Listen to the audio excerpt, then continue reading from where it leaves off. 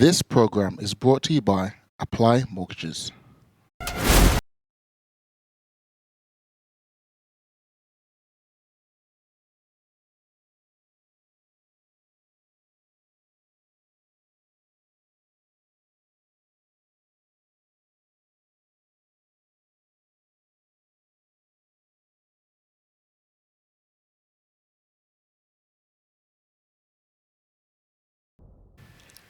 A very good evening, everyone, and welcome back to the Ultimate Pool Masters. We are live on your screens once again after a brief hiatus due to COVID-19. I'm sure all of you around the country being affected by that at the moment. We were not excluded from that either, but we are back tonight with a bumper lineup, and me and Simon Webb cannot wait to bring it with you. We've got 4 nations represented here tonight as well, and Simon, this is a lineup which is a little bit different to what we've seen, a little bit of a melting pot, very difficult to call as well. I know, I probably say the same thing every week in terms of each week feels difficult to call, but it really is this week. This is 4 players, and any one of these 4 players, if they play well tonight, could make their way through. Yeah, great lineup expected, and if you are new to the show and the Masters and the tournament, or even the sport of 8-ball pool itself, well, we've got you covered, don't worry about that. Take a look at this. The Ultimate Pool Masters brings together the best players around and puts them to the ultimate test. 64 players start with 16 groups of 4. Each night, 4 players will be featured with 2 semi-finals and a final, with 1 player advancing through the group into the next stage. Once we're through to the last 16, we'll have 4 more 4-to-1 format nights, leaving us ultimately with our final 4. Then, on finals night, we have 2 semi-finals and our grand final to crown the winner. The matches themselves are set to a 50-minute match clock. It's a race to 8 frames or 0 on the clock, whichever comes first. A 45-second shot clock is in operation, with the final 10 minutes introducing a 15-second shot clock, where only the quick thinking will survive. If a match is tied as the clock runs out, a 6-red shootout will decide the winner. We're playing international 8-ball rules, so a foul introduces cue ball in hand for your opponent, but the basic premise remains the same. Pick a colour set, pot your balls, then pot the 8-ball. There's £20,000 in the prize pot, and at the end of it all, the winner will pocket 10 grand, a worthy prize for a marathon event. Welcome to the Ultimate Pool Masters.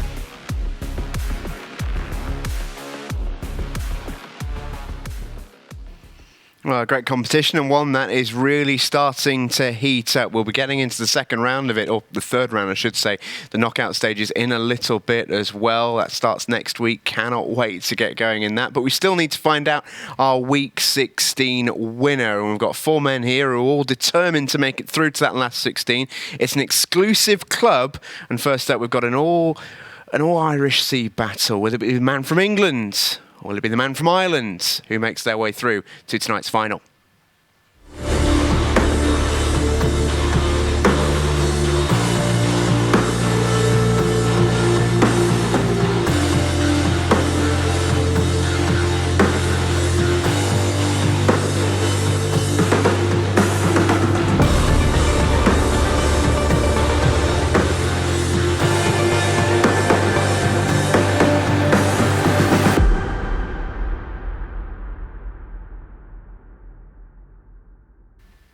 Well, there we have it. Rob Wharne versus Sharkey, our first match. We can also look forward to the Isle of Man's John Kennish against Malta's Lyden Debono as well. Mentioned a bit of an international affair. 4 nations represented, which is nice to see. Rob Wharne versus Sharkey is our first match. I said it was a Battle of the Irish Sea, which England versus Ireland has never been called before, but we're going to run with it anyway. But Rob versus Sean is a great opening match, first of all. Both very, very talented players. And as you saw in that little VT, Simon, Sean was in 2019 COVID, pre-lockdown, was on the cusp of winning some really, really big competitions, two Grand Slam finals, really. Yeah, absolutely. You know, this is one of the toughest matches to call throughout the whole competition so far. Both these players have been deep in big competitions. They've both won some big competitions as well, and it's going to be fascinating to see how this match unfolds. It's not the start that Sharkey would have wanted, mind. It wasn't the greatest break from him. No, not the greatest. Rob's gone straight for it, but this is it feels like it should be a tricky lie, but actually these yellows might all be there for him. Yeah, I was about to say the same thing. It feels tricky, but it's probably trickier than it really is. If he can hold the white here on this shot and stay on the one next to it, that does still go to the same pocket. He may have to use the black. Oh, he tried, but he didn't quite get the contact he wanted. Wanted a full ball contact there to stay on the yellow to the outside there, but he can still get back and still complete the finish here. Just a little bit fiddly, isn't it? Yeah, that last shot really is going to hurt him. Initially it looks like it's not going to be too much of a problem, but trying to get back to where he needs to is going to be a problem. He could play into it now, but I think he'd be better served trying to go around it. It's all about the angle he's left. He needs to avoid the 8-ball. Got a little kick. Has he gone far enough? Well, he looks happy enough, so yes, he has. Yeah, it's always so tough to tell from our position in the commentary box, but I think Rob is A-OK, but the pot, well, I nearly said isn't. He thought so as well, Rob Wharne. He gets away with one maybe there, hand up an apology. He wasn't expecting that one to drop, but he gets a little bit of the rub of the green, and the whacker is on the way with the first frame of the match. Rattled off in no time at all. He is tonight's favourite, Rob Wharne, the 35-year-old from Stafford. Got some decent accolades to his name as well. He's two-time national amateur champion from back in the early 2000s. And back in those days, we were talking about this earlier with him, Simon, competitions ran hundreds of players deep. Those were some big competitions to win. Yeah, he said that back when he was winning those titles, there was upwards of 500 players in the competition, which is incredible, really. And some achievement to win it once, but he's actually been in the final 3 times, winning it twice. So a great achievement for Rob. His turn to come up dry, though.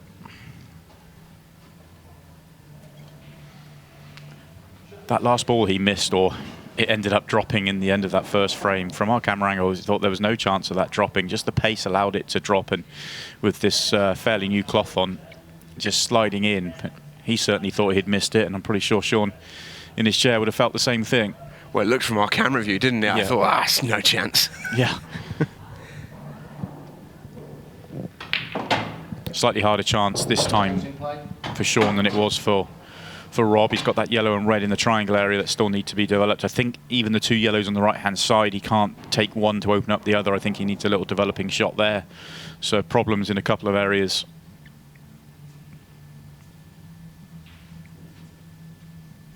This is one where going for the finish may not be the right way to go. Can he play some sort of containing shot, open things up at the same time? I think that's what he's going to try to do. It looks like he's half a roll short, so there may be a red to the bottom right-hand corner he's left on here. Or even the one he's nearest to. When he played it, I thought he was going to be too close to it to play it in the middle, but he's absolutely fine. Sometimes it's not the worst thing, though. You hand the table over to your opponent, and yes, it's a chance for Rob here, but it's a difficult opportunity. Bit easy now, mind. Yeah, it's a great shot.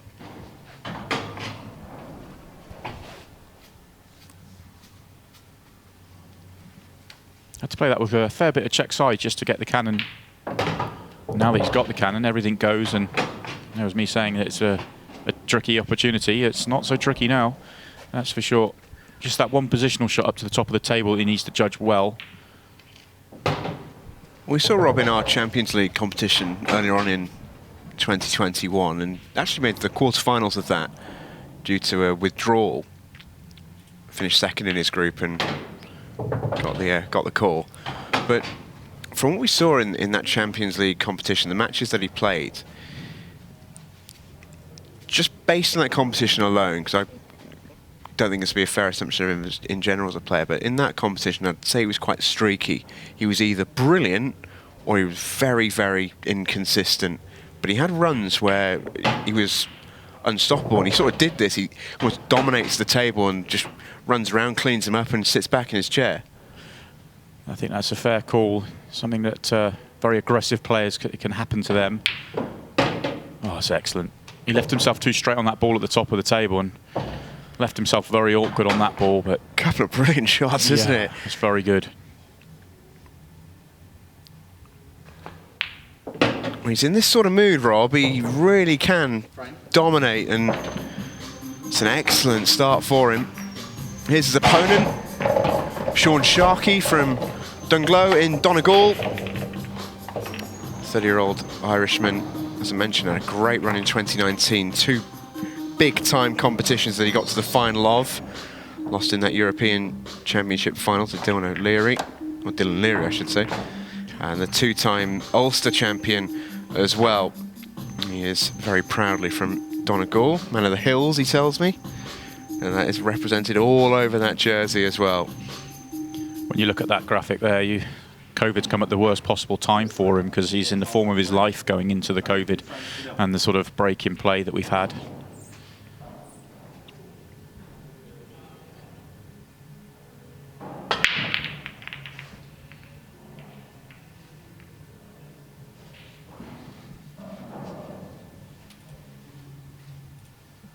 Another dry break.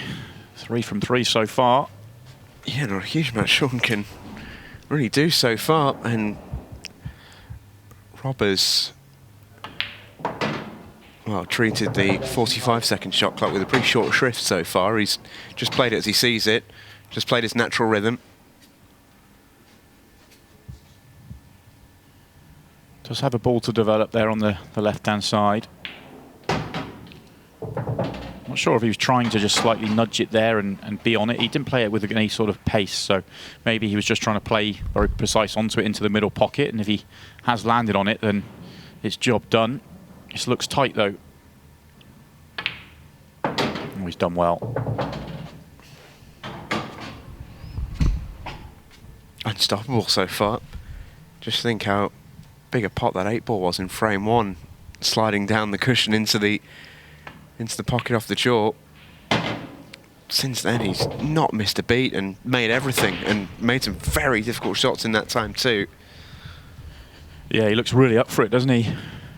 He's putting himself in a couple of bad spots here and there, but coming up with the big shots following it, and this could well be another one. Left himself a shade too straight.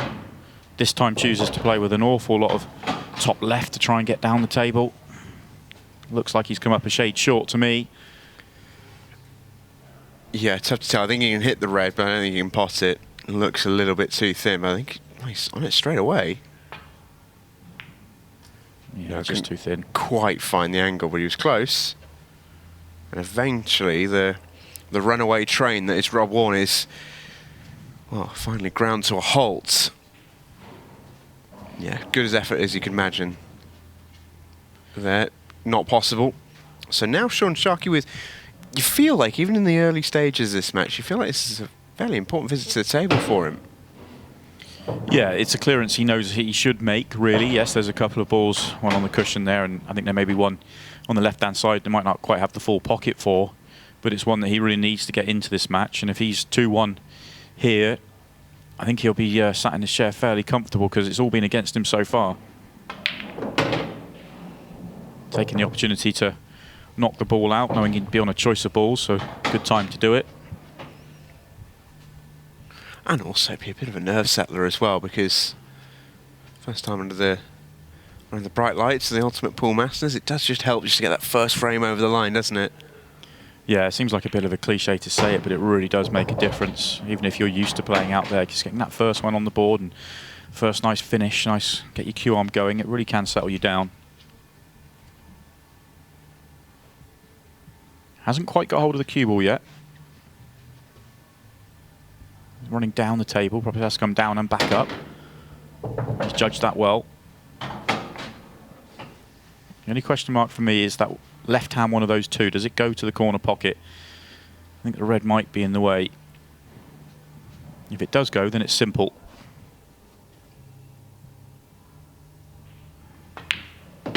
Now you can see from that camera angle, we probably can just about squeeze that in, but not sure you'd want to, so you can play for it into the other corner pocket, but he's landed perfectly to do that.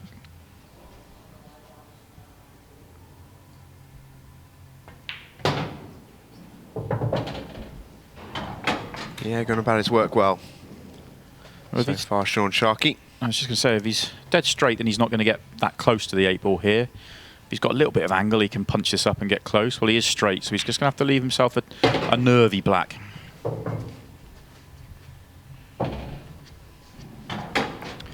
Yeah, a little bit nervy because you just know it's not a difficult pot. This is just all on your queuing.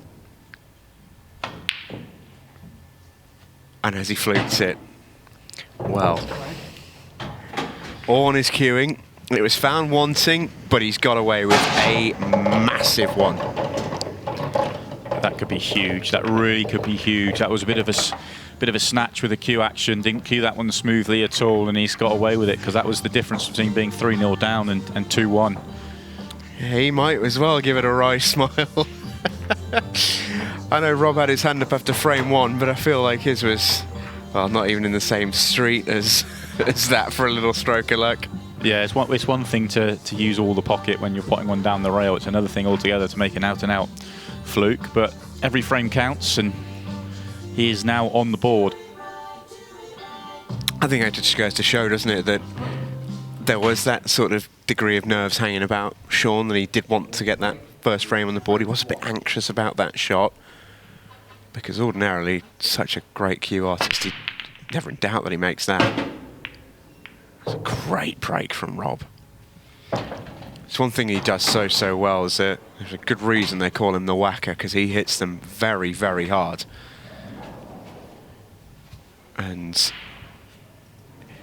this is what he did so well when he played well in the Champions League that I mentioned earlier.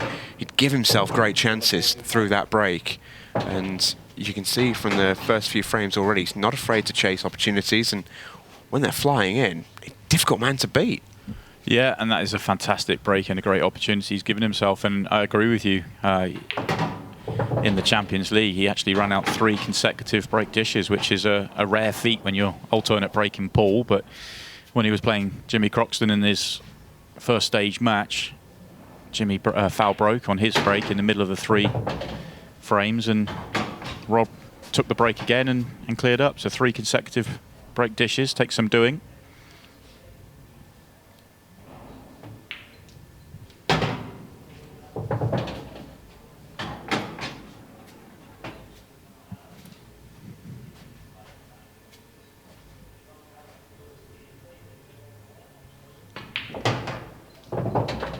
Well, it's a little bit shorter pace. Wanted to be on the yellow to the top left. So he's going to have to get back to there.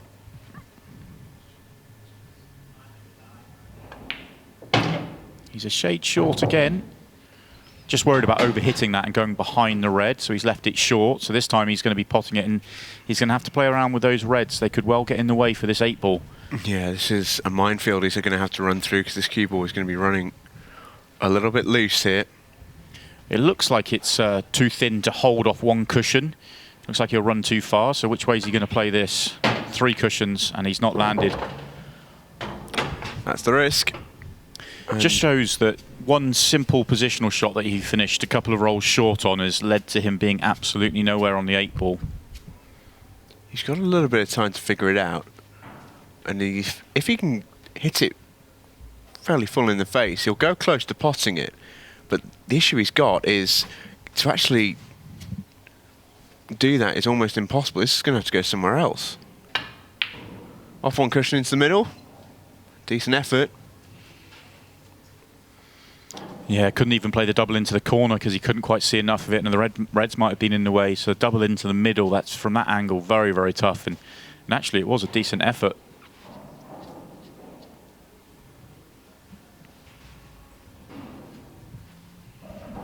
Yeah, left himself in all sorts of trouble there, Rob. And that's when that play style goes against you a little bit. He plays very quick. But sometimes, I just feel he could help himself sometimes. Just taking that extra little bit of care and attention. Yeah, I think... Oh, just for a second, I thought that red was going to stay on the table. I think that's where he can definitely look to improve and just go up a level and be more of a consistent winner at the top level. Just get a little bit more precise with those positional shots, and it'll really help him out.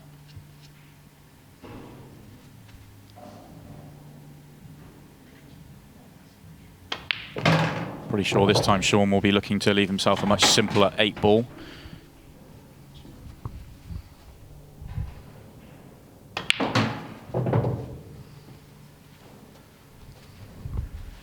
Well, Sean Sharkey somehow is going to go 2-2 here. Yeah, and I think even though the last one was a fluke to win it, I think this one would hurt Rob even more because it was an opportunity that he threw away rather than Sean winning it.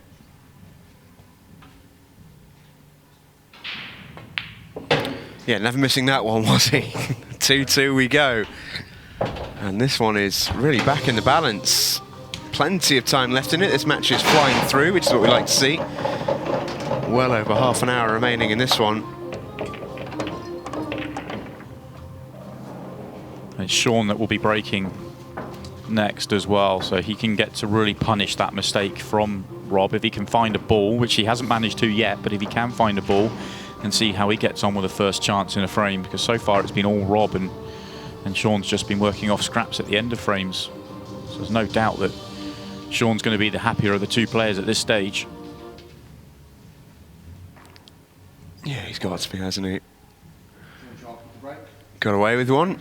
And now he's got the chance to go and take the lead on serve, as it were.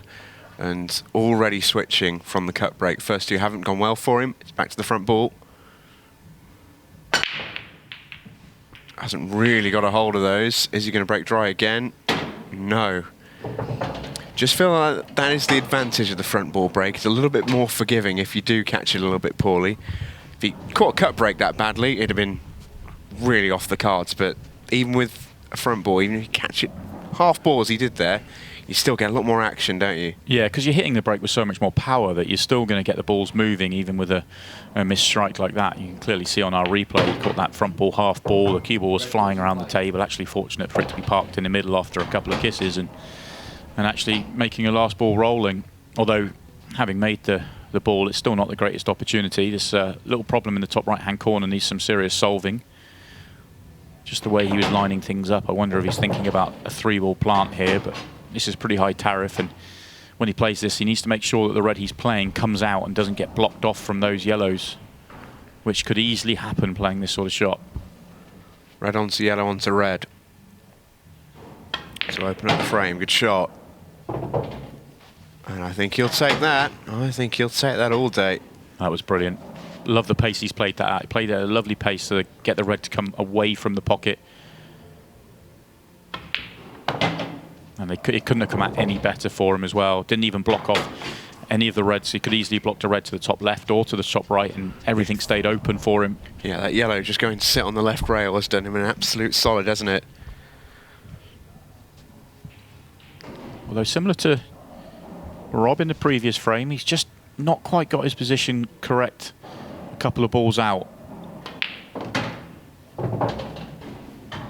And he's still chasing to try and get back into position. If he catches this yellow full ball, the cue ball could easily stop where the yellow is, and then he's very thin on the last red. He almost wants to catch the yellow quite thin and just drift through. And he has caught it full. This is tough.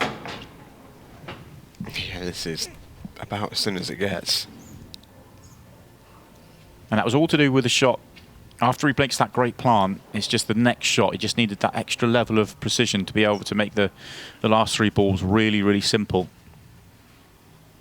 Similar to Robbie, he was only, an inch or so away from absolute perfect position, and all of a sudden you're left with tough last couple of balls.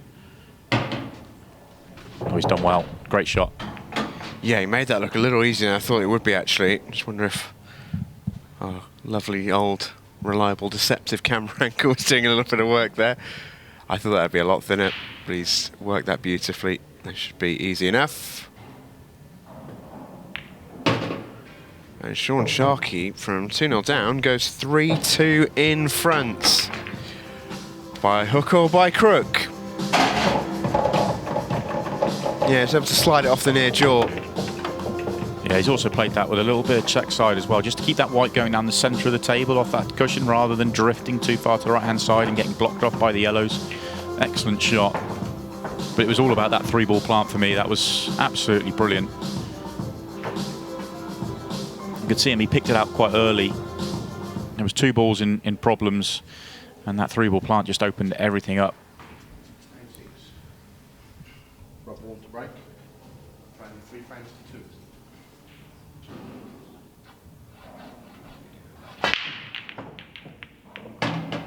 2. Things have really turned around here for Rob. Yes, that cue ball was going close to the top right-hand corner, but it does get kicked in. Yeah, when you look at the replay, he actually wasn't going that close to the corner. A little bit unfortunate, has to be said. Didn't quite catch the break as well as he would like, but this match really has turned around. Looked like he was going 3-0 in front, and all of a sudden he's staring 4-2 down in the face, losing 4 straight frames. This is a great chance for Shaun. There are no problem balls, nothing to develop, just about picking that route.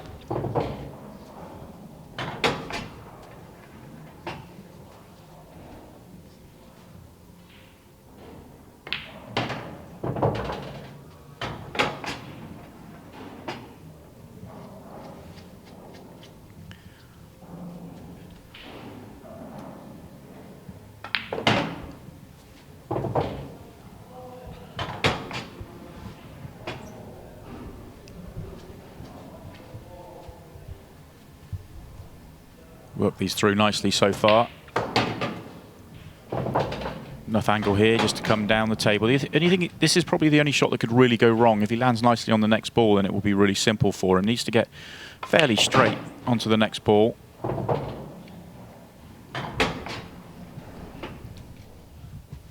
It's slightly awkward whichever way he goes. He could take by the ball here, but if he'd come down the table a couple of rolls more, then it would have been really simple. The one in the middle first, then the corner.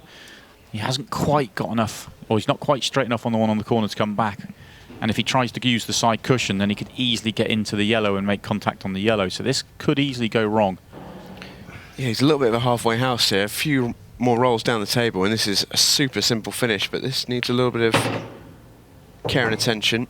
Yeah, he's done well there to make sure he avoided the yellow. Didn't try and get perfect onto the red, which I like. Just give yourself a shot on the red, and there is room to come off a couple of cushions, 1 or 2, to land on this 8-ball. Yeah, just showed there with his cue there, Shaun, where he wants to leave this cue ball. He's pretty close to it there, good shot.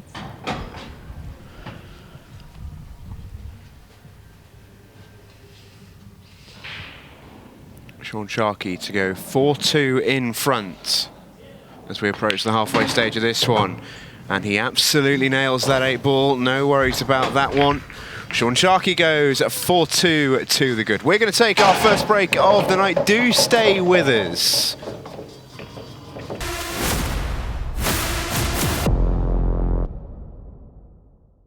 This program is brought to you by Apply Mortgages.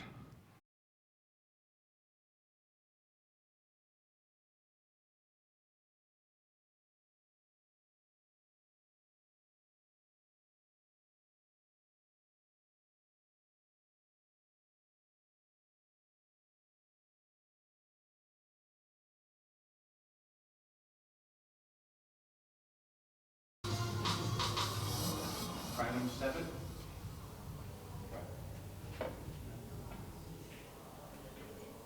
Yeah, frame 7. Shaun Sharkey to break. So you can 4 frames to 2.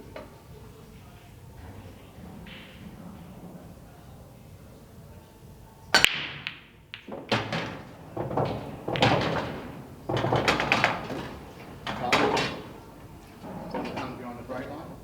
Time running.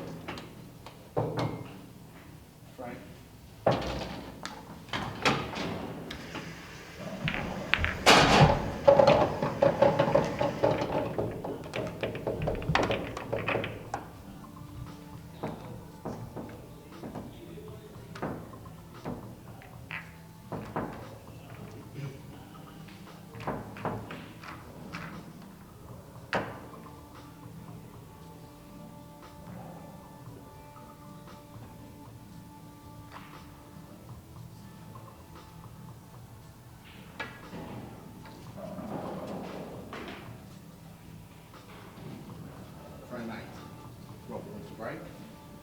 Only 4 frames to 3.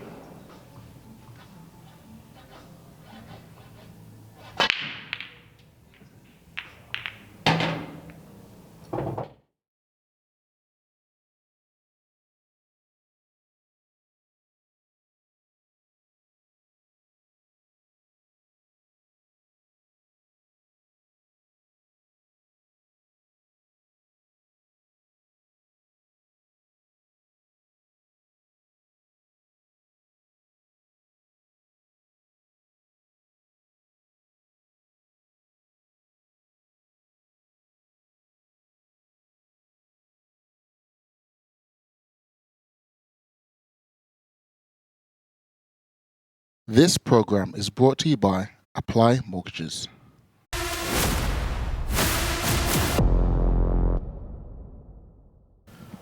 Welcome back to the Ultimate Pool Masters here on Free Sports. Rob Wharne at the table.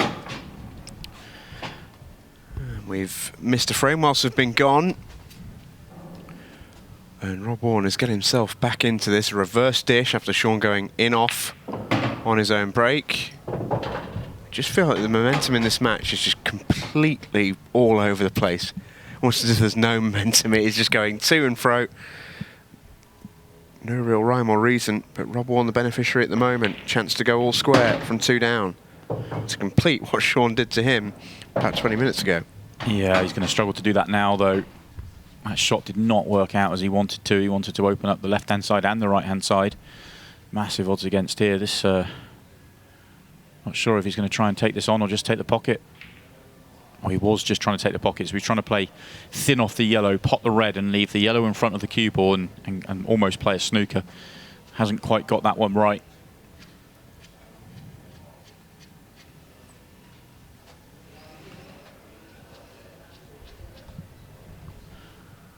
No chance for a counter clearance here from Sean. Just be looking for a decent safety, I think.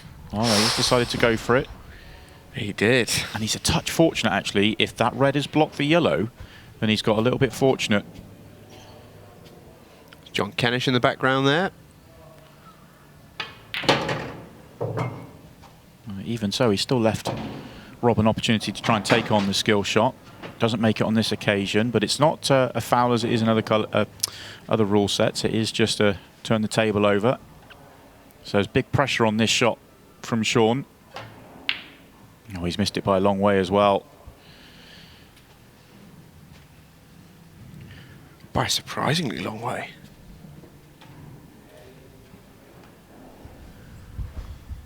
There was pressure on that one. There really was.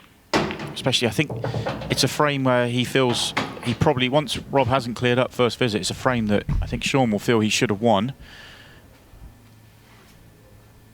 Still not over, though. That 8-ball is a problem. Yeah, is Rob going to try and solve it? He is. Oh, you'll take that all day. Great shot from Rob Wharne. Beautifully done, and we're going to go all square again with less than 20 minutes remaining. Beautiful stuff from Rob. And Sean, for a man who's all square, has had some patchy moments in this match, to say the least. Yeah, those couple of missed pots he's had have been quite big missed pots. Well, it's a couple of missed pots. One of them obviously was a fluke, so he ended up still winning the frame, but that was to the same pocket, and that was quite a huge miss. Obviously the double miss in the middle as well, but he didn't even jaw the last miss. That was the crazy thing. Yeah, I just wonder if he'd have his time again, whether he'd play the double again, because he's got Rob in all sorts of trouble. He's got control in the frame. He just needs to find, for me, he just needs to find a good safety shot and start to work his way into the frame. And he decided to go the other way, go aggressive. Ultimately, that's cost him the frame. When it rains, it tends to pour. Sean Sharkey dry off his next break. It's a much better break than the one and several that he's managed tonight. Actually, it's probably his best break of the night, and it's come up dry. You can see what he thought about that in the background of that shot right there. This is now a good chance for Rob. I think all these reds go, all have a pocket. It's pretty, actually, top-down clearance, isn't it? Just go through your work. Yeah, I agree. Just work your way down the table. The only one to really keep in mind is that one nearest the 8 ball, one on the bottom cushion. I think it only goes to the bottom right, so you want to land fairly, well, the easiest way would be land straight on the red near it to the opposite corner, just top through. Obviously there's different ways of getting there, but if you land anywhere near straight, it would be simple work.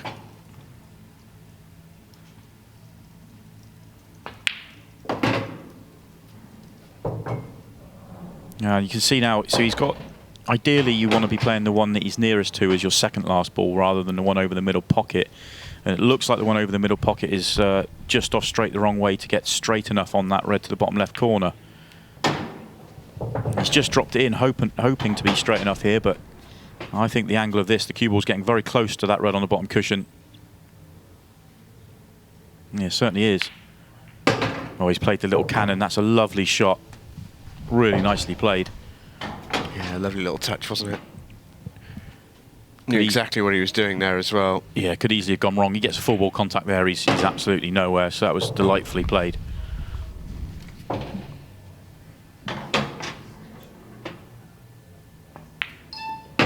And Rob Wharne takes the lead. 5-4.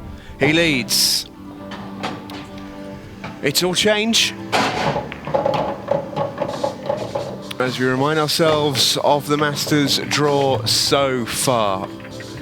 We can now look ahead to this last 16 draw. Jordan Shepherd versus Chris Melling. Phil Harrison against Rob Chilton. Oh, yes, please. It's next week, ladies and gents. We've been looking forward to this for so long. We've seen these 4 guys come through quite a few weeks ago now. We're really looking forward to this week, and it all happens next week. It could be one of the best nights pool we've seen on Free Sports. And a reminder, that is next week. Melling, Shepherd, Harrison, Chilton in the last 16. Oh, what a night.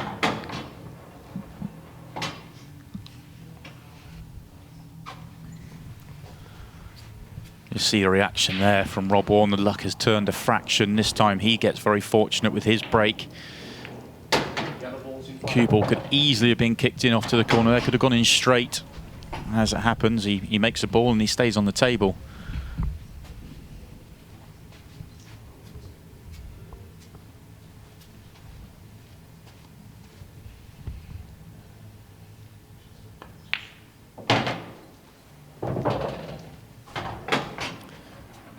This finish is all about which ball does he want to leave for his last ball. The hardest ball on the table is that 8 ball. I'd suggest the one to the bottom left-hand corner is not a good choice of ball.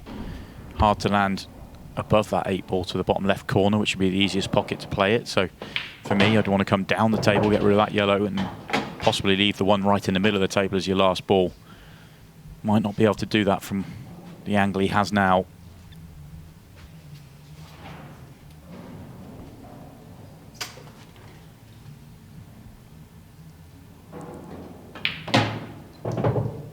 Oh, nicely played. Picked a good gap there.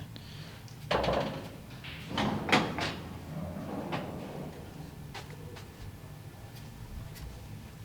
think he could just go one cushion here, just avoid the red on the right-hand side and just drift up for a nice angle on the yellow. He's decided to go 2 cushions. You can see him just put that little bit of side on there. But 2 cushions has worked just as well. That is the perfect angle just to drift onto the 8 ball. It will be a tricky 8 ball, but one he'll expect to make. Threaded that beautifully, didn't he, Rob? Nice little show of sportsmanship as well from Sean, from moving out of his eye line. A good standard this game, both on and off the table. 2 players who are really lovely blokes, and they are giving us a feast of action. Rob Wharne goes 2 away. Less than quarter of an hour to go in this match.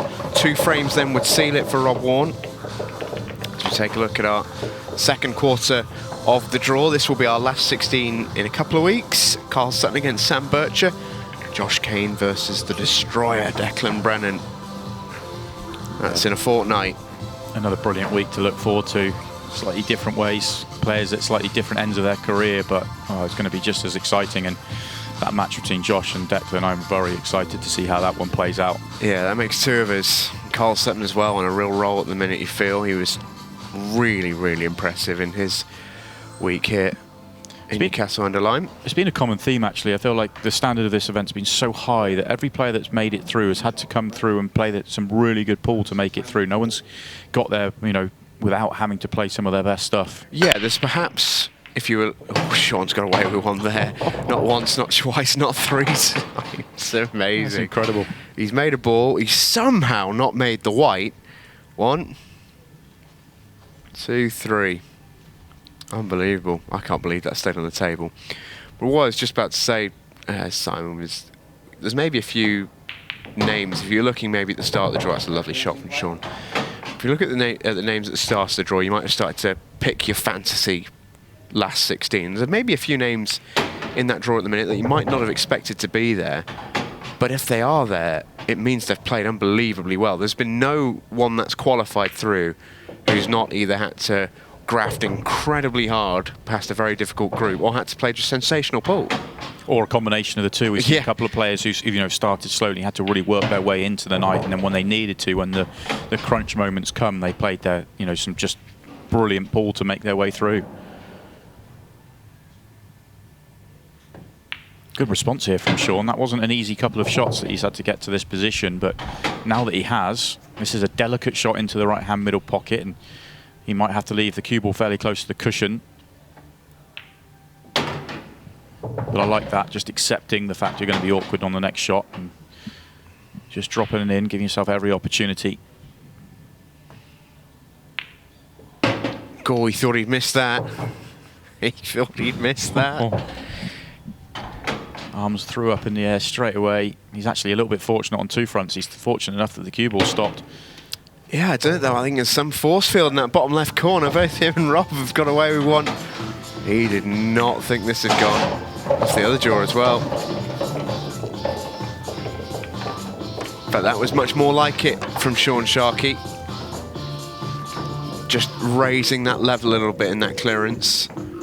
You got a little bit of the rub of the green with the break. You got a little bit of the rub of the green with that shot. Just get the sense that there's a few nerves still twanging about within Sean. When the crunch moments have come, he's just looked a little bit wobbly, hasn't he? Yeah, I agree. A couple of mistakes here and there. A couple he's got away with, actually. Rob not quite catching the break this time. Yeah, that's his worst one of the night. Is he still going to make a ball? No. Here's your chance then, Sean.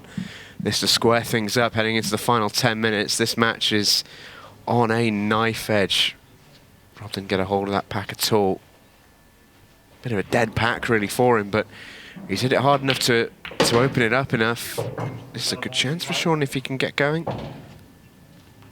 You see that brilliant replay there as well. Rob watching that yellow to the bottom right corner the whole way, hoping, praying it would drop, but it hasn't. The only thing that's in his favour is the fact that at least he hasn't left a really easy table for his opponent. Sean's going to have to play a very good shot in a minute just to open everything up. Takes the plant now. He wants to leave an angle on the yellow to the left-hand corner to try and play into the red and yellow that are together. This looks a touch thin. Yeah, it was just a touch thin. He might have been better served to play the one on the bottom cushion first and go back for a better angle. Although he thinks he can get through to this one in the bottom left-hand corner. This looks very tight to me. Oh, that was red first. Worth pointing out as well, you heard the beeps come forth a little bit sooner than Sean was maybe hoping for. 15-second shot clock now in action. That won't trouble Rob Wharne. He's been pretty much playing to a 15-second most of the match. And this is a big chance for him. Let's go 1 from home. Remember, not seen too many matches run out with the scoreboard. Most have gone to the clock. But Rob Wharne here has played at a really good click right from the get-go, really. And it's really sped this match along. 11 frames gone already, this being the 12th. There's a chance for Rob to go 1 from a spot in round 2 and tonight's final.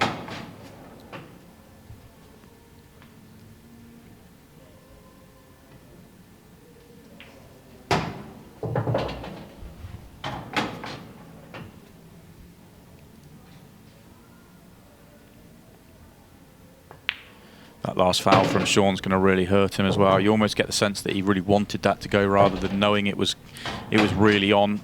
For me, it was the choice of shot, previous shot, that's going to really hurt him. Could have easily played back for a better angle on the ball to cannon the ball out.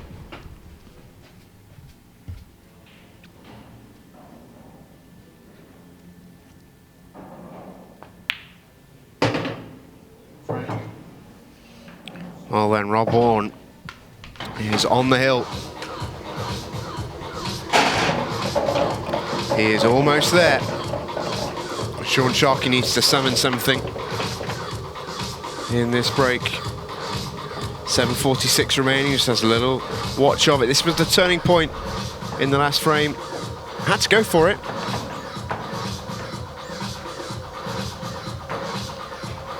From the overhead there, it looks like there probably was just about enough room, but it looked incredibly tight from the main camera that we saw first time round.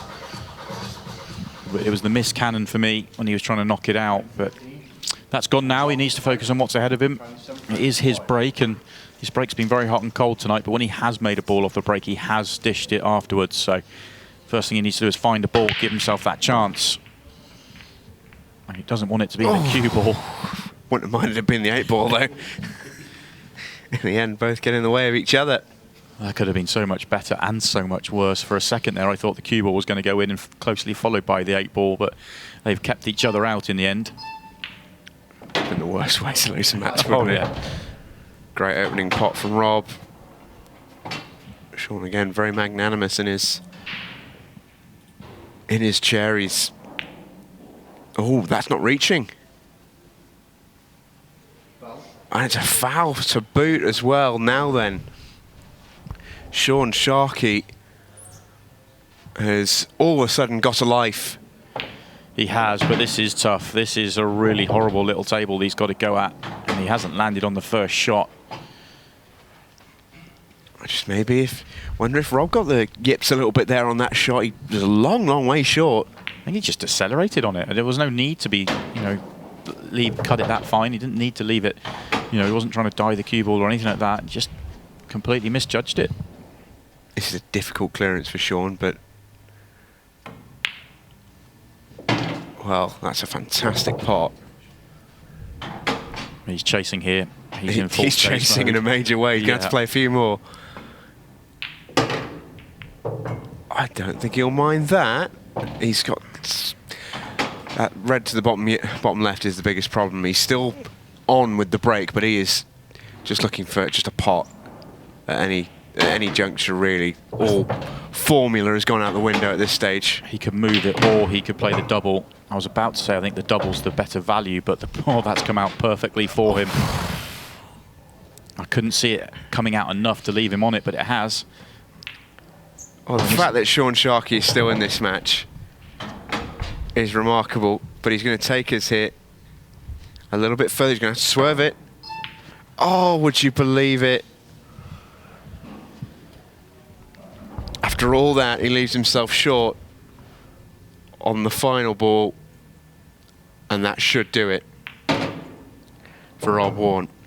All that hard work, that visit to that point was chasing the whole way, and all he had to do was just hit the cue ball one more roll further, and it would have been as simplest 8 ball you could imagine. And that could well, and it certainly should be, his last shot in this match. Yeah, that would have been a ridiculous clearance, and all he needed was a bigger bounce off the left side rail, and it was simple. But Rob Wharne has to win out from here, surely, you'd imagine.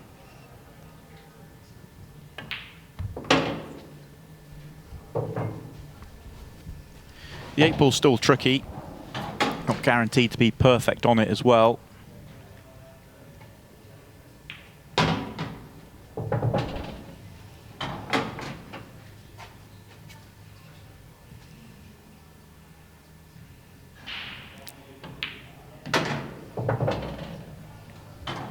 It's a great positional shot. Should be a formality.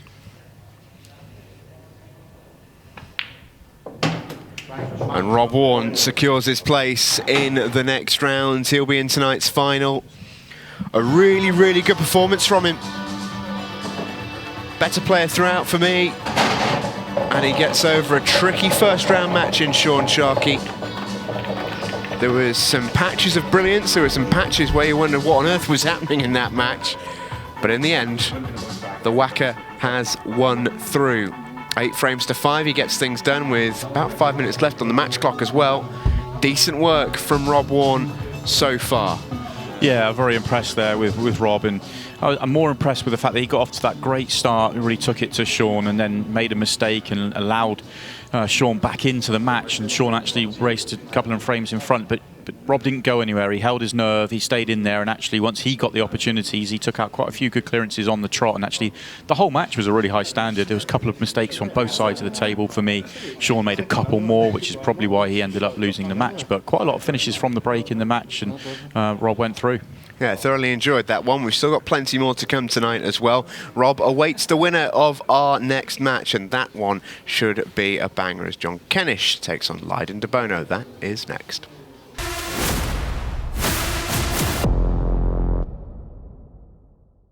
This program is brought to you by Apply Mortgages.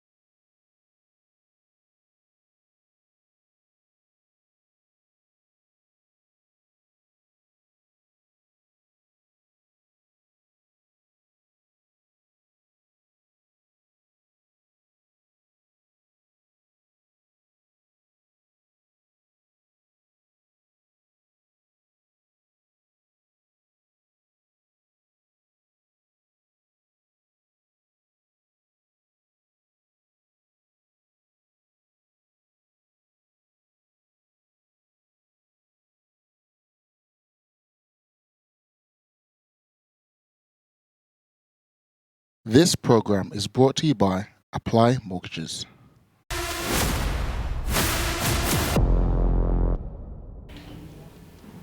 Welcome back to the Ultimate Pool Masters. We've seen our first winner tonight. That is Rob Wharne. He heads through to tonight's final, round 2 of the competition proper.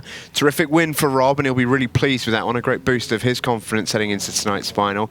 He's going to have an interesting match, though, coming up, because his opponent is going to be one of the next 2 players, and a real unknown match here, Simon, because we're stepping into the unknown, really, with one in particular.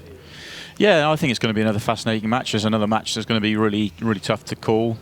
Seen both players play before, but yeah, I mean, I think it's a sort of another good step for both these guys. Yeah, great match in prospect then. It's John Kennish, the Isle of Man snooker specialist, against Malta's Lyden Debono.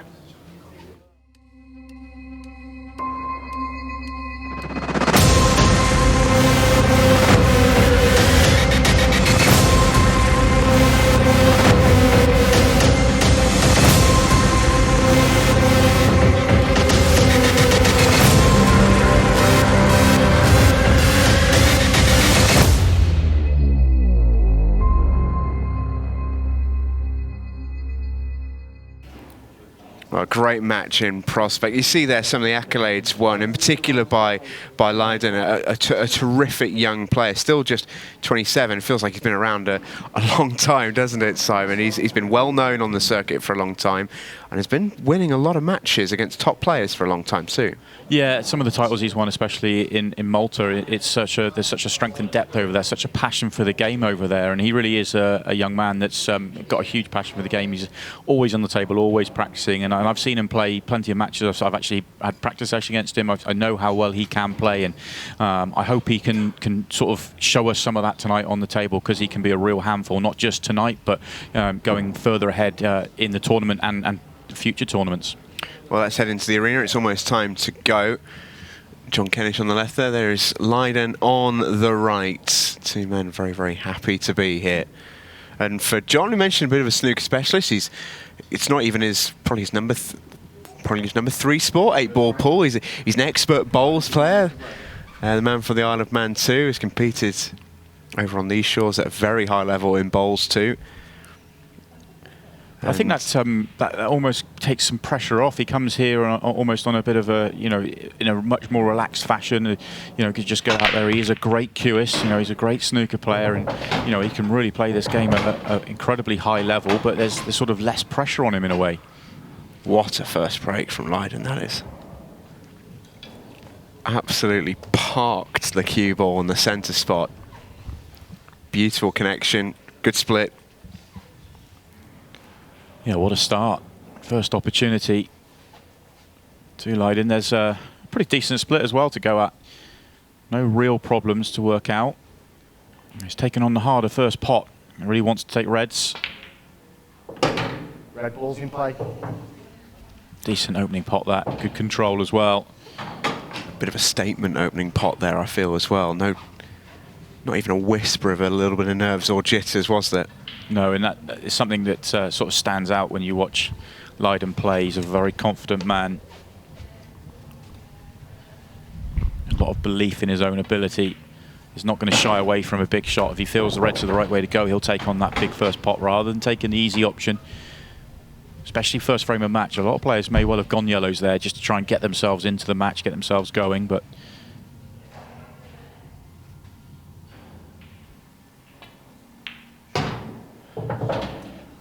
looks just a half a roll short. You can see just a slight shake of the head. He should just about be straight enough. If he goes half a roll further, then it's really, really simple. If he has to move the cue ball a bit further than he wants here, then it could cause him a problem. We saw that a little bit at the beginning of the last match as well. Both players were just a couple of rolls out at times, and it cost them finishes. Yeah, decent recovery. Nice control off 2 cushions. Now, from speaking to him earlier as well, that he's got a lot of fans back home watching this one.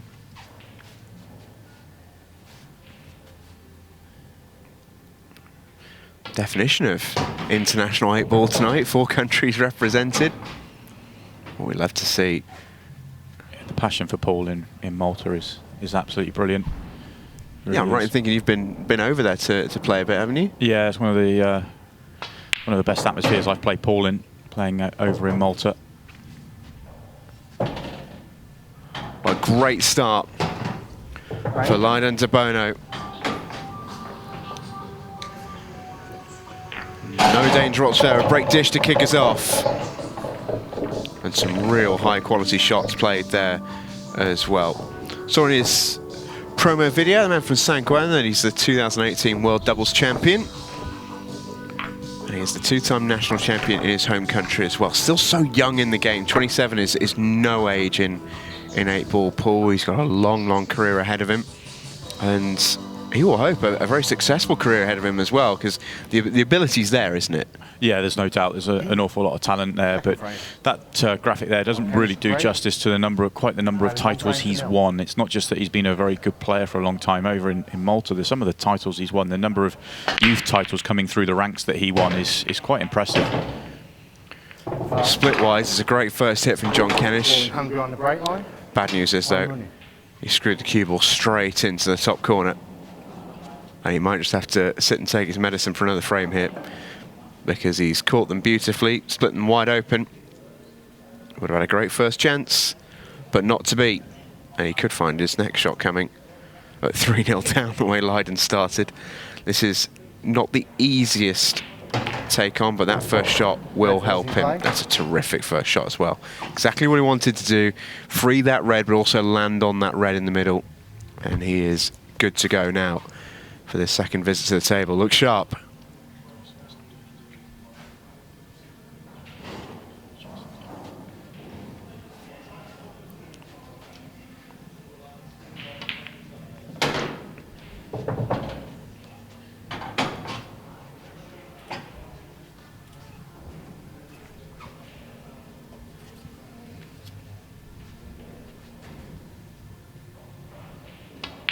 It's amazing how quickly players can just turn a table that looks a little bit messy here and there in spots and turn it into a position where it looks fairly comfortable.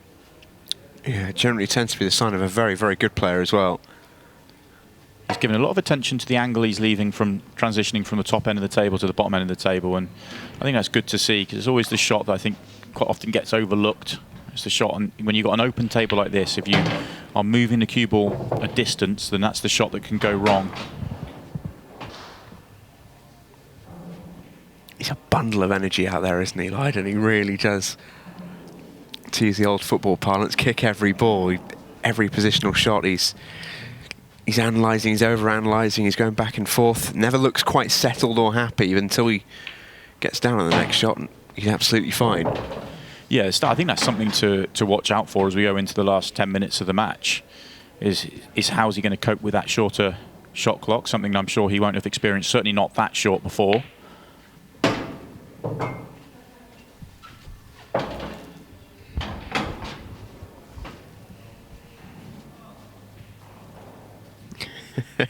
He's always the constant source of frustration, which for a man who has not missed a beat so far in this match, you find difficult to believe. But that sort of level of perfectionism is quite a useful trait to have in this sport, I guess, as Lyden Debono goes 2-0 to the good. A break dish and a reverse dish. Perfection so far from the Maltese player. Yeah, what a start. That's really going to set them down as well. This is the man he's got to beat tonight, the man from Ramsey on the Isle of Man. And the Manx, who's 48 years of age, has got a good snooker CV. Those achievements are all in snooker competitions. He's a 4-time national champion in amateur snooker, and 3 times winner of the Champion of Champions as well. So he's a top level cueist, is John Kennish. Speaking to him earlier about his former bowls career, which was very, very high level. He talked there about the pressures that come not just from the game itself, but from the crowd as well. You ever thought bowls was that sort of peaceful village green activity? When he gets to the elite level, it's all a bit wild. I tell you what, Lyden breaks well, doesn't he? Just watch this cue ball. Look how well he parks this cue ball right in the middle of the table. This is absolutely how you want to do it. Just brilliant. Couldn't stop that any better. Just shows how well it's cueing. Yeah, some players look to screw it all the way back up the table, and that's great as well. But when you're trying to stun it in the middle of the table, you want to absolutely park it as centrally as possible. It also shows you that he didn't. He caught that front ball so square. It's so easy to go close to those centre pockets when playing that shot the way he did. And no hint of it from his first couple of breaks. So the split that he's left looks like it does need a couple of little cannons here. Lovely little angle to get the first cannon now. I think both the reds in the top half of the table will need nudging to open up. Well, that's opened up one, and he's actually on the other one to the bottom corner, so there's still a chance here. Looks like the angle he's left, he may have to go down the table to come back up the table. He may be on this, but it doesn't look the best angle to play it. Although from the main camera angle, it looks slightly better. Looks like he could come back and stay on the one at the top of the table. Yeah, we talked about the body language before. You're never actually sure if it is on or not because it doesn't really give you any clues. First miss from Lyden. That was a tough shot. But again, he's taken on the tougher pot to the middle pocket. When you look at the replay here, if he takes that to the corner, he can't land on his next red. He takes it to the centre pocket. If he makes that pot, he wins the frame. That's how he's viewing it. And okay, he's missed it on this occasion, but I love the choice of shot. It's an aggressive opening shot from John, that. For a man who's not a shot at the table, really, until, other than his break that went in off, that is an opening gambit from John Kennish. There's some going. Hasn't got the cannon right on this occasion, though. Wanted to nudge it towards the pocket and be on it rather than nudging it to where he has. So he's now faced with another very difficult pot into the centre pocket.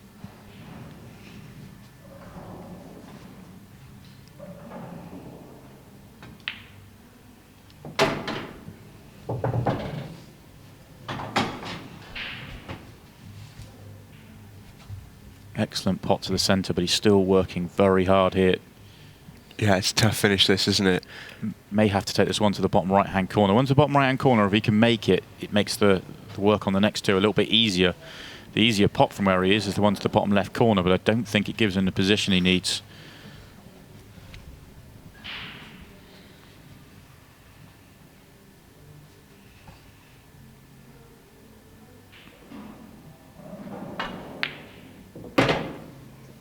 We've seen some standard already tonight, haven't we? Well, we said he was a great QS coming in, and that's a couple of excellent pots we've seen him make down the rail here in his first opportunity.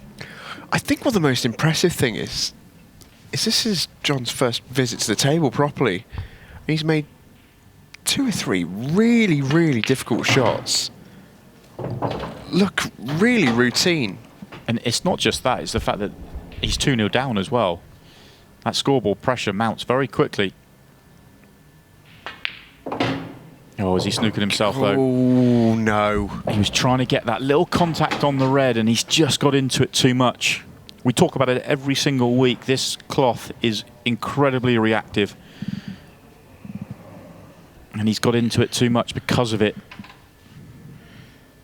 Disappointing, because that would have been a beautiful clearance as well. Oh, yeah. Can he see enough of this to pot it? Maybe off the red?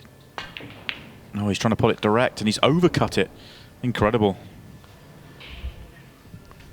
Oh, Lyden's not the type of player to give you second chances, especially not with a table that looks like this. I mean, that would have been the 8-ball pot to end all 8-ball pots, wouldn't it? But really, really tough. Well, from our main angle there, I didn't think that was actually possible, and he's overcut it not just by a little bit as well, he's overcut that by a distance. Once again, Lyden taking on the harder pot, the one that will win him the frame, and in it flies.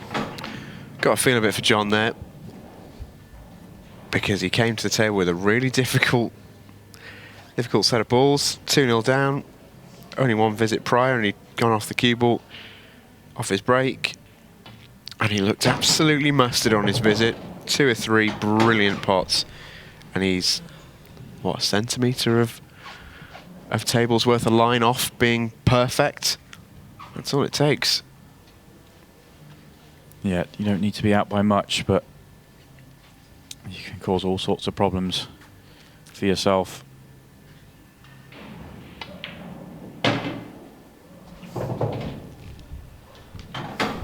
Talking about how reactive the table is. When I was out in the arena when Lyden was having his little practice out there, and after he's played 4 or 5 shots, he's looked at me and said, "This is a very reactive table." Straight away, he sort of assessed it. That 10 minutes you get before play is so important for these players. Yeah, had a little bit more practice straight away off the back of that, didn't he? But he goes 3-0 to the good. It's a perfect start for Lyden Debono rather on the scoreboards. And he won't mind how he's played so far either. Yeah, brilliant start there for Lyden. Very confident in the way he took out the first couple of frames. Needed 2 opportunities in that third one, but he did get the second opportunity he needed.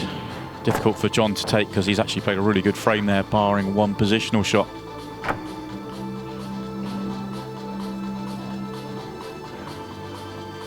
So plenty for John Kennish to think about. Important break coming up for him now. Try and get himself going, get himself another opportunity. John Kennish break. Trailing 3 frames. Oh, well, John breaks off. We can go to Stephen Jameson, who is with Rob Wharne. Yeah, you certainly can. Rob, a big congratulations on you. that win. That felt like a bit of a strange match because the momentum was going all over the place, but at the heart of it all, you played some really, really good stuff. Yeah, it was a good standard. I did think maybe missed the boat when Sean was 4-2 up, and he looked a lot more confident around the table, and thought, but managed to dig back in, knock in a couple of good finishes, and it was a good match.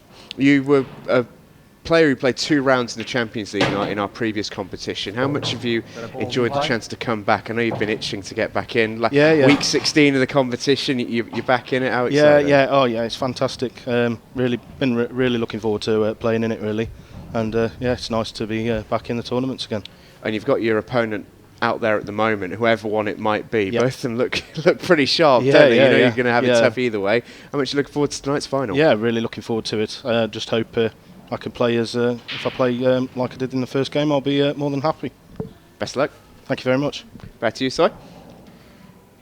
As we come back to this second match of the night, the winner of which will play Rob in that final. John has hit a fantastic break, but it's left it slightly awkward.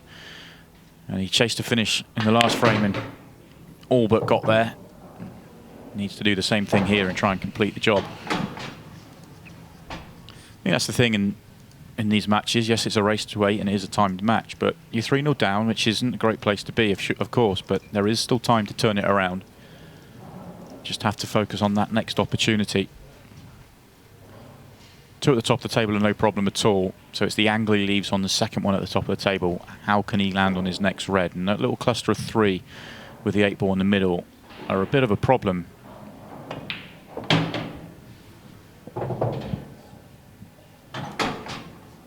Looking from the overhead and get one of them into the middle pocket, one of them to the top corner, but other than that, it's difficult to see where you can take them. So the positional side of this next shot is absolutely key. There is not much margin of error at all.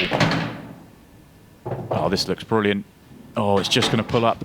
It's just wanted another couple of rolls and he would have been on it. I actually thought he had the line of the cue ball hitting that yellow over the pocket, which would have been perfect. And he's come up a shade short. Can't help but feel for him a little bit, can't you? What can he pull out here? Well, just for a second, when he was getting down on that, I wonder whether he could see enough of the red, but he can't. You can clearly see from that camera angle. So what have you got? Some sort of plant? Is there a plant double? Maybe.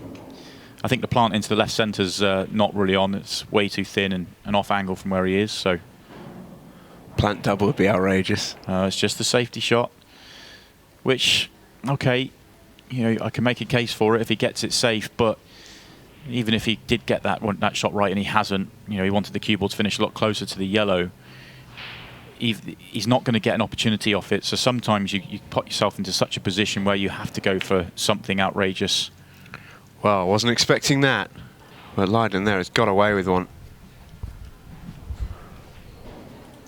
Yeah, that's a major surprise from what we've seen so far in this match. That's a very careless miss from Lyden. And this plant, I think, is makeable. or maybe not. The yellow might be in the way. I thought the plant to the bottom left-hand corner might be an option. Well, I think he's looking for something else, possibly red in the left centre. Well, I think that's what he was looking for. And black got in the way, or 8-ball got in the way, I should say.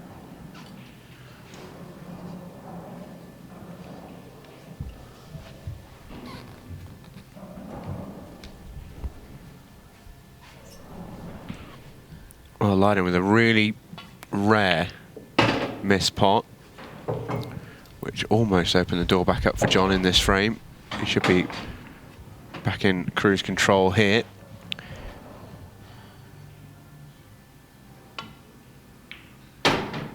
Oh, he's looked very fortunate there as well. Could easily have gone in off, and holds his hand up to apologise because he knows it. Very strange, 3-0 up, and all of a sudden, you know, he's looked a little bit nervy the last couple of visits to the table. That poor miss in the middle, and then a couple of poor shots to start this visit. Very strange. Yeah, this is the sort of frame that you expect to see almost at the start of the match, don't you? Not after 3 frames where he's barely put a foot wrong. Yeah, this is a sort of 0-0 sort of visit, and another poor miss from Lyden. He can't believe it. Neither can I, honestly. If you had told me before the start of this frame, this is how Lyden would have played in it, I'd have been... I just wonder if he's built the frame up more in his mind, that if he can get himself 4 frames in front, it means more. But, you know, I guess 4-0 or 3-1 is quite a big difference, but just keep going as you're going. He's been lucky on both times that he's not left anything. Well, he didn't leave anything in his first miss. That was very, very tough.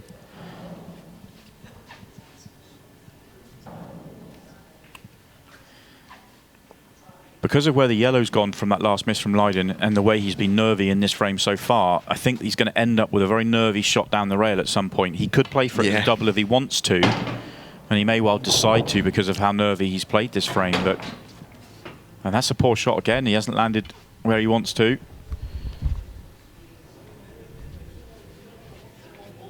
There's a thin cut in the middle. Actually, he's got the cut in the middle here. He could actually develop the yellow on the left-hand side. Doesn't need to, but he may well try to. There are some serious jangles out there tonight, I think, at times.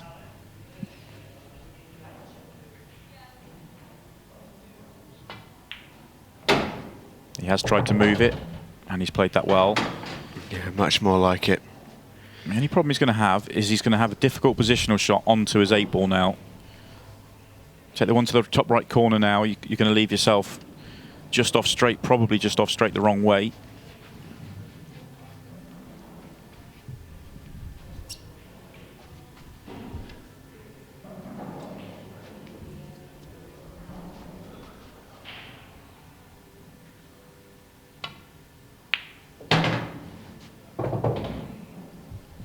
And he is just off straight the wrong way. Straights wouldn't be great because you're playing quite a powerful shot into the middle pocket, and middle pockets are fairly sensitive on pool tables, but just off straight means you can't get nice on the 8-ball at all. Just have to accept bad position and back yourself to make that tough pot.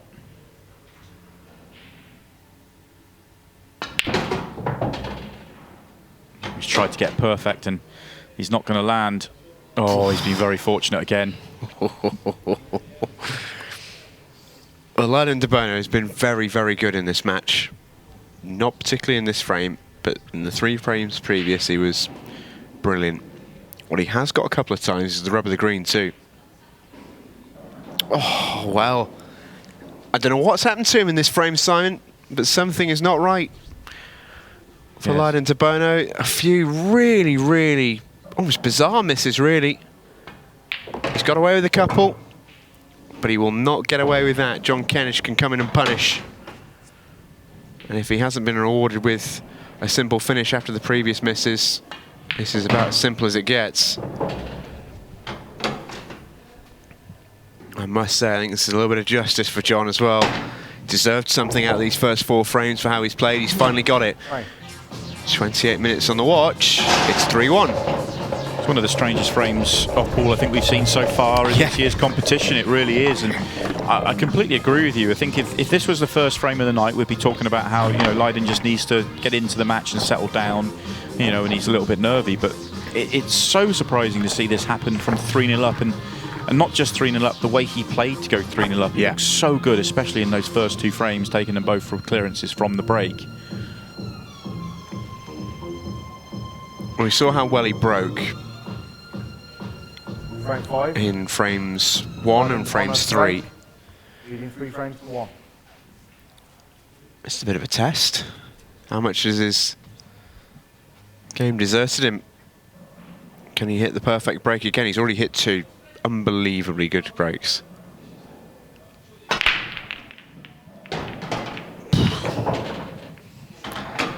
Could be a nerve settler, that. It could be. I would say, I mean, this break's come out perfectly for him, but watch this cue ball. Look at the spots. Not quite on the as tight, is it? Yeah, he's just slightly mishit this break. He's still got good power going through it, but watch the cue ball. You see how he's got the side spin on there, so it's just not quite the perfect contact, but we're being very picky there when you look at the power he's got through the pack and the split and everything else. Yeah, it's all relative, isn't it? The first 2 that he hit were absolute textbook breaks. Couldn't have hit them better. That one was slightly awry, but we are being very nitpicky. But again, maybe just a symptom of the current state of the match for Lyden. He's got a little bit of working out to do, a little bit of work in general to do here. Red ball's in play. I have to say, I think this is a huge frame in this match. It really is, especially for Lyden's side of the table, because if he goes 3-2, all of a sudden those nerves are just going to get worse and worse. But if he could just get this frame on the board, especially if he can do it from a clearance, then he can ease himself back into, you know, positive thinking.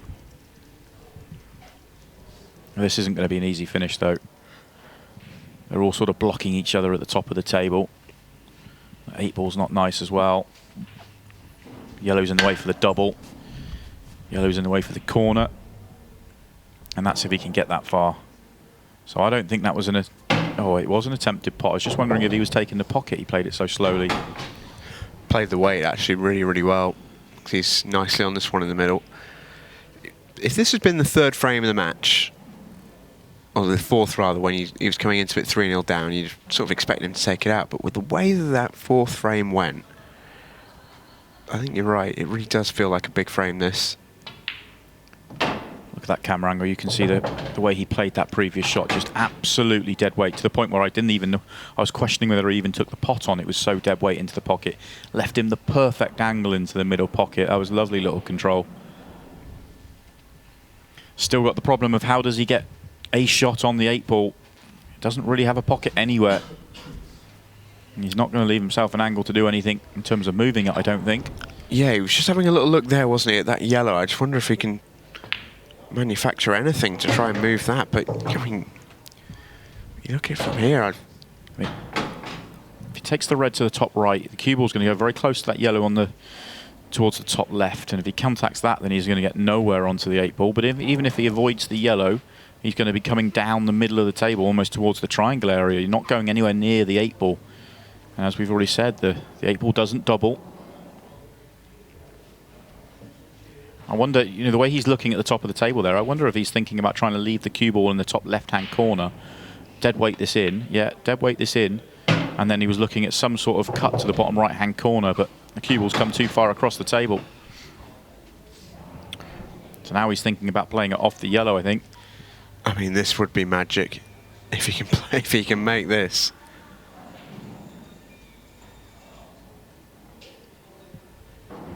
That would be special. Hampered queuing as well. It's not a bad effort, you know, it really isn't. I don't think it was tracking in, even with the double kiss. I think he thought this was close, but I think this was just missing. Just. Cracking effort, but he's just potted himself into a world of trouble.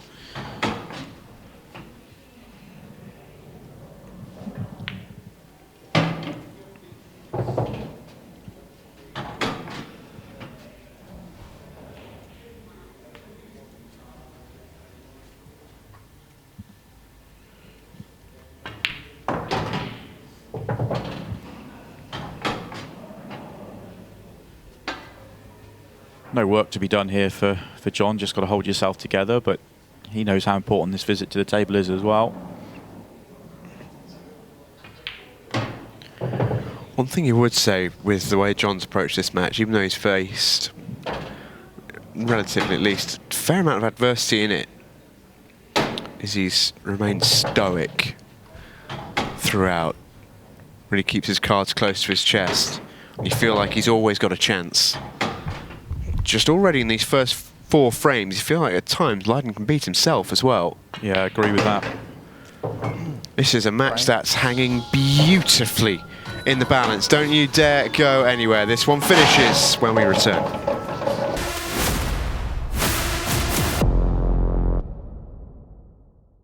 This program is brought to you by Apply Mortgages.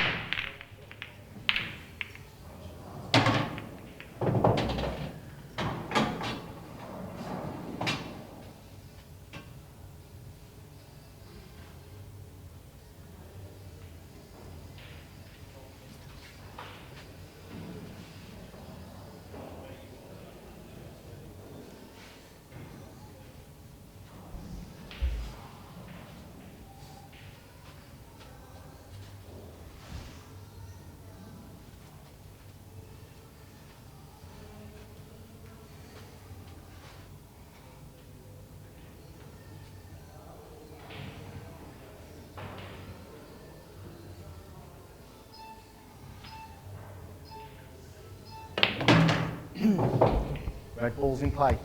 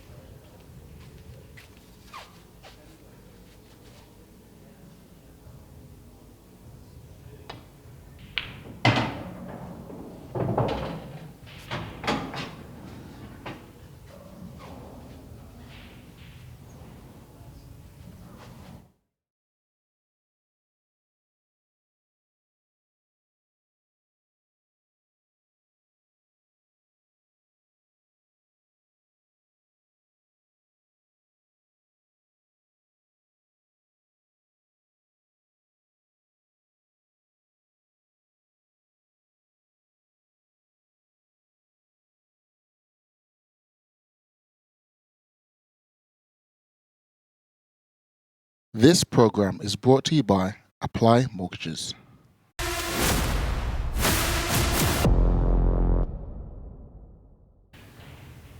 Welcome back to the Ultimate Pool Masters here on Free Sports. Lyden Debono, little smile on his face. He's got a chance to go and win this frame here.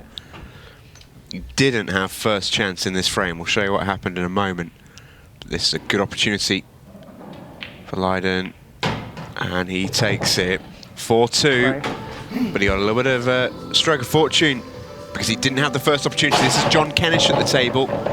And this is a red that you never thought would miss. That's a gimme. And for all the almost ridiculous things we've seen in this match so far, that's one thing you really didn't expect. No, didn't expect that at all. But also, when you look at the table, considering the frame that we just saw, the previous frame before we went to the break, the layout of the table after that miss that Lyden had to go at was really difficult. It was a little bit awkward, and he would never quite, all the way through the visit, it felt like he wasn't quite going to make it. And all of a sudden, you know, he manages to get the job done. And it was like, you know, that third or fourth frame, it didn't really exist. Well, both players enjoying a little bit of light-hearted banter before the start of the frame. Just felt they're both just trying to ease themselves into the whole concept of the match, you know. Both looked a little bit unsettled at times, particularly Lyden. That 8-ball was very close. He's going to come up dry, though, after all that. Well, after a bit of a gimme in the last frame, John Kennish has been presented with a really presentable opportunity here. Doesn't get the perfect contact again. That cue ball close to going into the centre pocket. Always like danger. He overcompensated from his last one, didn't he? Just went a little bit too far the other side. Yeah, and it's amazing how precise you need to be if you're going to play the stun shot on the break. It's why I was so impressed when he managed to park it in the middle of the table. You don't have to be off by much, and those centre pockets come into play awfully quickly. Still some problems here for John. Right at the top of the table, it doesn't have a pocket. Well, it may go to the top right. It's difficult to land on it to the top right. Obviously, the one on the rail as well, but I think we've seen enough from John to know if he lands nicely on the one down the rail, he will make it. Queued a couple of those in already today. Yeah, it doesn't even need to land nicely on it necessarily. Yeah, that's true. Still a tricky little layout here. He could play the cannon if he wanted to onto that little red and yellow now off the plant. Well, that's what he's played, but he's got... I was about to say he's got pretty fortunate because he's used the red to open it up, but he hasn't got fortunate because he's not landed on the next ball. It's not quite end of visit just yet, though. But the options down the bottom of the table are very much not easy. Yeah, just played that plant a fraction thick, which is why the cue ball didn't get the cannon and the red did, and that's what's caused the problems, because if he gets the cannon right with the cue ball, the other red stays over the top right-hand pocket of the table. And for once, he doesn't nail the difficult one down the rail.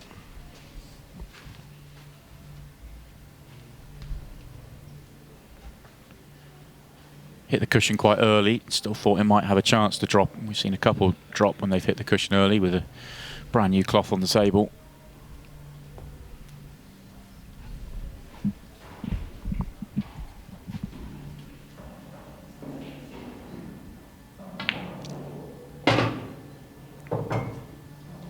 Just overhits the positional shot.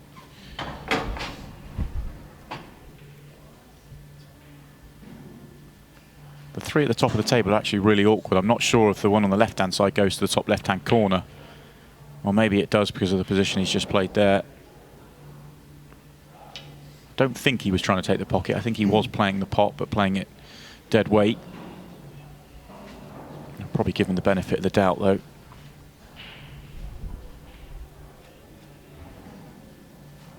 Yeah, missed it by barely anything.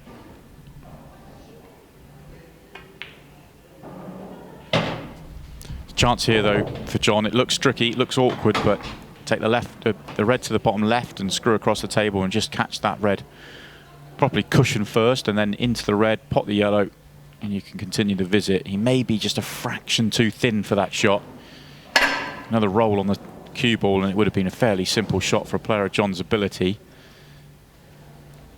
I think from the fact that he's not down and playing it already tells me that this is going to be too thin. Still playing it, though. Or is he? No. Just taking the pocket. That's a shame for for John. Had the perfect line as the cue ball was coming down. It just pulled up one roll short.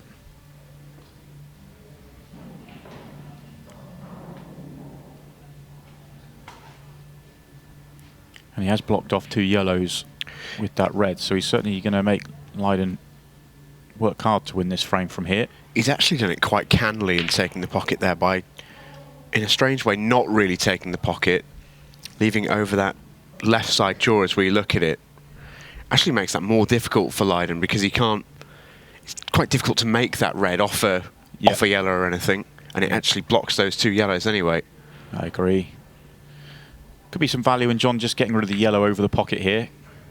Yeah, I like that choice. Because he's still got the 2 yellows on the left-hand side that are causing problems for Lyden. He's not giving away a foul, of course, international 8-ball rules. Just lost a turn with that shot, and it's one of the great tactical shots that can really keep frames moving.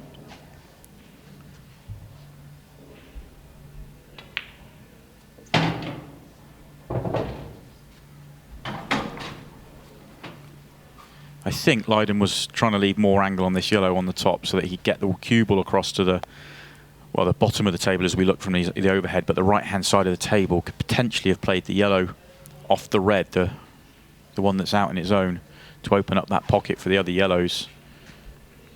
But from here, he can't get to that area of the table.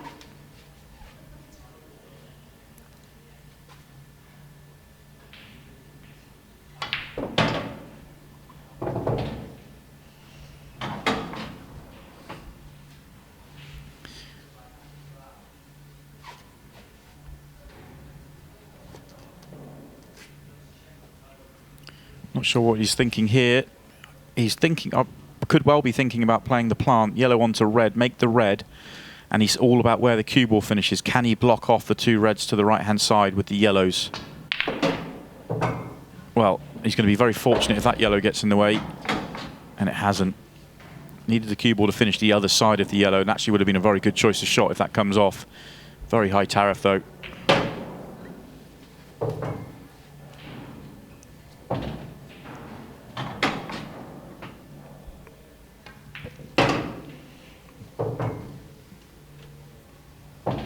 John Kennish just going to stay in touch here, and if we consider where the last match was at this juncture, I think Wharne was 2 frames away from winning it, going over the 10-minute mark as we entered the 15-second shot clock. This one is absolutely going to go the distance on the stopwatch, and this could go down to the wire. Let's take a look at quarter 3 of the Masters draw. The 3rd week of last 16 rounds sees Simon Fitzsimmons take on Gav Robinson, and Craig Waddingham take on John Chambers.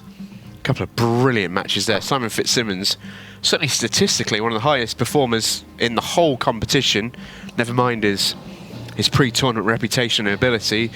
Statistically one of the best we've seen on this table in this tournament, and not far behind him, by the way, was Craig Waddingham, who was unbelievable in his group win. He takes on a resurgent John Chambers in his last 16 match. Terrific little group, that one. John has creamed that break. Hit that really hard. And this is a pretty decent setup, you'd think. 15-second shot clock now in operation, remember. Can't imagine John will have ever played on a shot clock this tight. Yeah, and the temptation when you haven't is to almost rush, which sounds strange because you have to rush because it's only 10 seconds, but you've still got 10 seconds. You still, the 10 seconds don't start until the cue ball stops, so you can always be kind of analysing things as the cue ball's moving around the table. Sorry, 15 seconds. Yeah, don't give him any ideas. Yeah, 15's hard enough. Let's not go to 10. Slightly loose positional shot from John there. Oh, it's going to cost him too. And it's cost him for sure. That looked like, before he played his first shot, that looked a fairly routine finish for him, and he's just lost the cue ball quite a distance there. First time I've seen Lyden also on 15 seconds a shot, and he is a little bit of a fiddler when it comes to his work around the table. Questions everything, always wants the perfect position. Can't afford to play like that on this tighter shot clock. No attempt at the skill shot on this occasion, just playing to take the pocket back.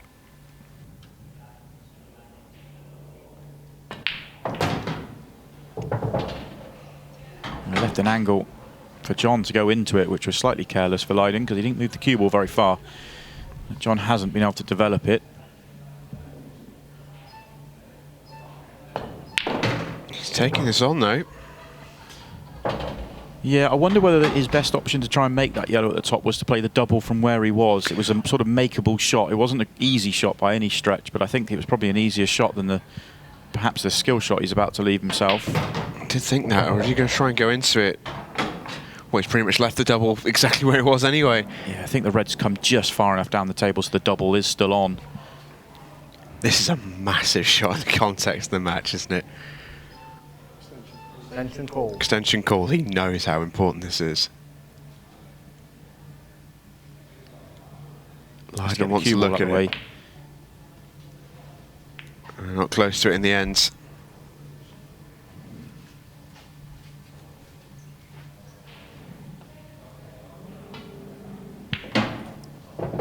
Can't imagine we'll see any error from Lyden here, but if this match has taught us anything, it is to expect the unexpected. Well, he's left himself too straight on this one at the top of the table, so he can't get out nicely onto his next ball. Yeah, and he's not landed nicely on it to the bottom right-hand corner, even as nice as he could have done from where he was. Big looking pocket though. Yeah, good choice of shot, I think, to play for that.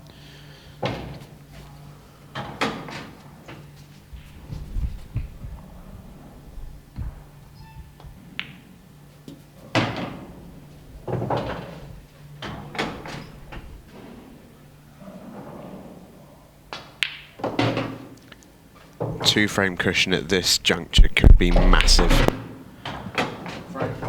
And Lyden Debono has a two-frame cushion. 5-3, he now leads. Well, time to mention for the first time tonight Group 15, which was delayed as we take a look at the quarter-4 draw. Arfan Dad versus Scott Gillespie will be the first last 16 tie of this quarter. But Group 15, containing Michael Hill and Sean Chipperfield and Usama Maskini and John Sullivan, that is still to be confirmed. We're hoping it'll be confirmed in the next week. A tough one for everyone involved, really, with dates and schedules so tight. But as soon as we do have news for that, we will. Well, you will have it brought to you via the requisite social media channels. Find it at the bottom of your screen there. So we will try and get that to you as soon as we can. As for this match, could be another key moment. Lyden has gradually, every break he's done, he's got closer and closer to that middle pocket, and eventually he's found it, and these all go. Yeah, he's got closer and closer, as you say, and this one absolutely flew in. Not a surprise, really. Ooh, just for a second there, I thought with the cue ball being kicked into the middle pocket. A reminder of next week's affair. We will go straight into the last 16 with a group still to complete, but that's not affected, obviously, in the top quarter of the draw. Chris Melling, Jordan Shepherd, Phil Harrison, Rob Chilton.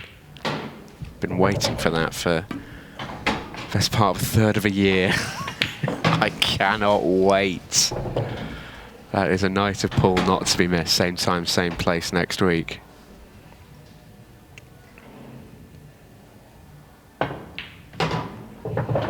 John's gone about this really, really well. Yeah, I was just about to say the opening shot was fantastic. It looks so simple, but you've got very little time to really think about things, and analysed it. They only had one bad ball on the table, and the easiest way to develop that ball was, rather than playing with cue ball in hand trying to do something with it, was just to open it up using a pot off a ball. Excellent stuff, and from there he's worked his way through it beautifully. Keeps this match very much alive. Oh, it is as well, because he's got the next break. Still right in the balance. Who are you backing here, folks? I have absolutely no idea who's winning this match. And not just because of almost the state of the match as it is right now, but also the way this match has been played. It's almost similar in a way to the first match early on. Momentum isn't really a thing. It's just take every frame at its value and just expect ridiculous things to happen. Yeah, expect the unexpected, really. I think of the two players, for me, there's no doubt that John Kennish is going to be the happier of the two, even though he's behind. He felt early on this match could easily get away from him. He went 3-0 down very quickly with his opponent looking absolutely brilliant. So the fact that he's, still in this match, breaking off 5-4 down with 4.5 minutes left on the clock, I think he'd be quite happy. But he does need to give himself an opportunity off this break. Oh, that's the last thing he wanted. Oh, for me, I think that was a sign that he knew how important that break was, and he's gone for that extra bit of power, trying to make sure not that he just makes a ball, but also he gives himself a great chance. Threw his arm at it and got the contact all wrong. Yeah, you can see just on that overhead shot how far the cue came down the table. He's throwing the kitchen sink at that, and it has not paid off. He's broken so well in this match as well. Johnny didn't really need to do that. What's another dead weight shot from Lyden? He's judged that well. I think it's fair to say that he's got the pace of the table. Has the one problem ball to solve, and it looks like he's going to leave it for his last problem to solve. I think he'll take the one to the top right corner now, even though he has got the angle to play the cannon, but he won't get better onto this ball than he is now. Oh, he's missed it. Expect the unexpected. We said that at the start of this frame. What on earth is this match? 3.5 minutes left. And we're still absolutely none the wiser as to who's going to win this match. Excellent shot from John. Not the way he expected to develop those balls at the top of the table. I think he was hoping to cannon one of them onto the red and take the skill shot out of the way, but he's opened up two of them, and one of them he's moved away from the problem. So there's at least room to play on that ball at the top of the table. 8 ball's still a problem, of course, but the double would be on. He's tried to go into it, though, there, I think. Doesn't, as I said, as you just said there, Simon, doesn't really need to. I think the double's very makeable if he lands on it comfortably. It's a really simple shot. And so was that. And he's left the perfect angle. That makes this worse. He's left the absolute perfect angle for Lyden to play the pot on the red and to go into the 8 ball. And it's not come out nicely for him, but I was going to say it's even easier with the fact that there's going to be a red over the top right-hand corner to have a sort of safety net on it. A bit of mileage in this frame yet, maybe, though. That was a little bit easier than I thought it would be. This pot is tough. Yeah, and it's pretty much for the match. Yeah, the problem he had, he just couldn't pot that and get anywhere near the red, so just accepted a really tough pot. Oh, chips are down.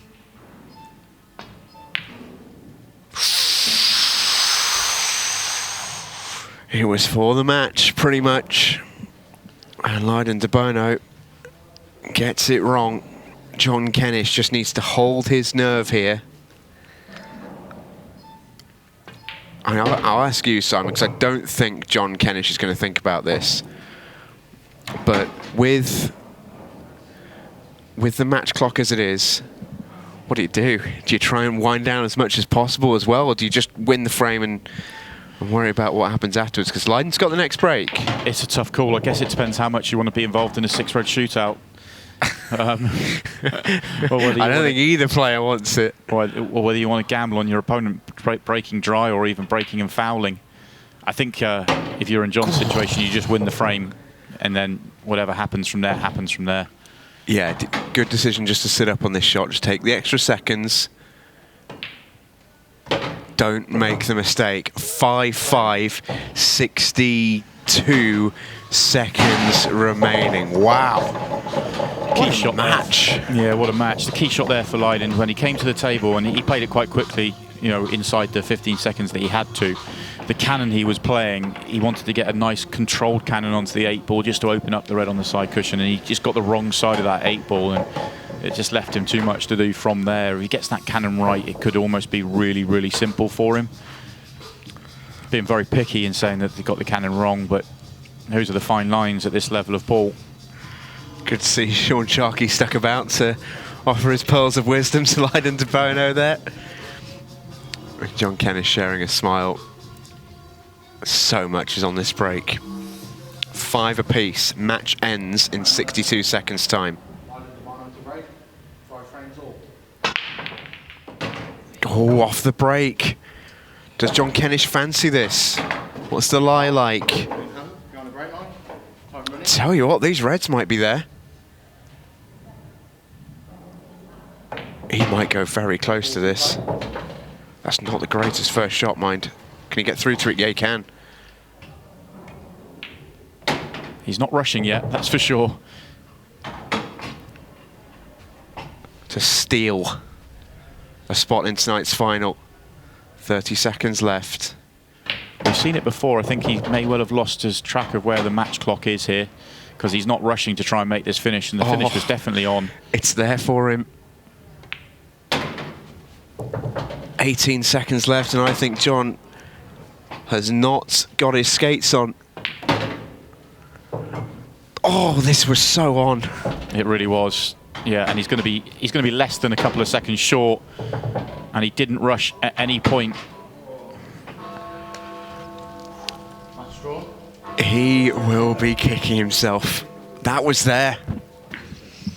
That was there for him. Yeah, I think he's just realised too late. He had his opportunity there, and it almost looked like he was taking a little bit too much time as he was walking around the table analysing the clearance. But you could see there that, okay, he misses that one in the middle, but he missed it because he was trying to run around the table at the same time. If he had just played a couple of seconds quicker on those first 2-3 pots, he would have had enough time to make that black and actually steal the match away from Lyden. So it's a very strange end to the match, really, for me. A strange match in general, Yeah. not just the end. I can't think of a single other match in this entire competition which has felt so against the grain almost constantly. We saw Lyden come out in those first 3 frames and look like the best player we've seen on this table, and then it just fell away completely. And then since then, it's been a really bitty, scrappy match where we've seen moments of real high quality, but interspersed with that moments of where you can't imagine how on earth they've missed. We've not seen a match like this. No, and it almost becomes a little bit more jarring because I've seen how confident that Lyden is when he's playing. He sort of, especially once he gets his nose in front, he almost can just sort of roll on from there. But it's almost like he got himself 3-0 in front, and he almost saw the sort of the win really early, and just got really nervous, really twitchy. He missed 3-4 pots in the same frame and sort of allowed John to get into the match. But even then, once John got back into the match, you felt Lyden then went again, and he was going to almost pull away again. But he allowed John back in, and I feel like it's a match that Lyden, when he looks back, will feel he probably should have won, but he hasn't, and he's going to have to go to a 6-red shootout instead. Well, that's the crux of it, isn't it? 5-all, 6-red shootout to decide who goes on to face Rob the Whacker Wharne in tonight's final. From what we've seen, I can't imagine either particularly favours a 6-red shootout. At least, though, John has that knowledge from the start that he needs to fly around the table. True, yeah. I don't think either of these guys are going to go particularly quick in this situation. It's going to be pretty foreign territory for them both. But it could be a close one. Well, they've had a lag to decide who's going to go first. It is going to be John first. 6 reds. Cue ball and object ball must be still. It's not a bad break. It's actually one of the better breaks we've seen, but that was a poor miss. We think anywhere in the sort of late 20s is a decent target. I think for Lyden, somewhere in the early 30s will be a tough one. He's looked good since that, though. That's what we talk about the break. If you can just play stop shots, it reduces that time a lot.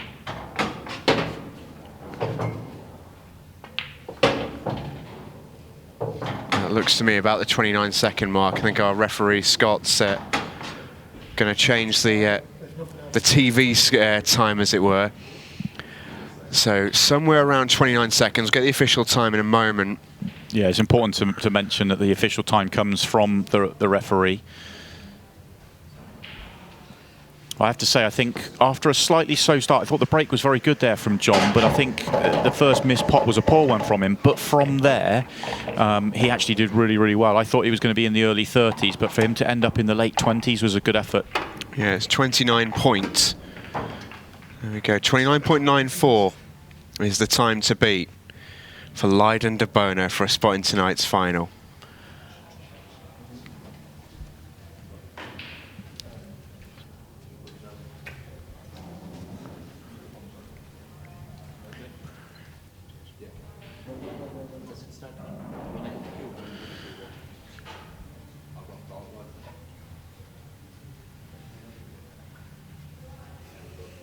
Couple of false starts for Lyden, but he is away.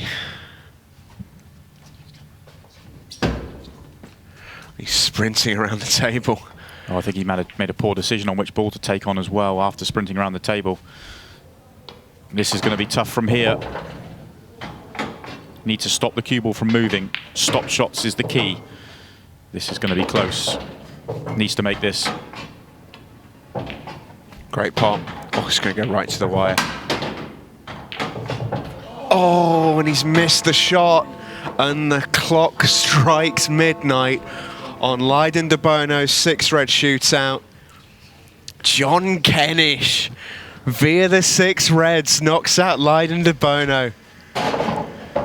That's incredible. I thought that was going to be a sort of split-second difference between the two. I think Lyden made a couple of poor choices in the early part of that go there, but he recovered really well. That pot in the middle was key. I think once he made that, I thought, oh, that's just 2 stop shots left. He'd have enough time. But I think when he was running around the table, he almost caught his knee on something, and he stopped him from running around the table and being comfortable on that last shot.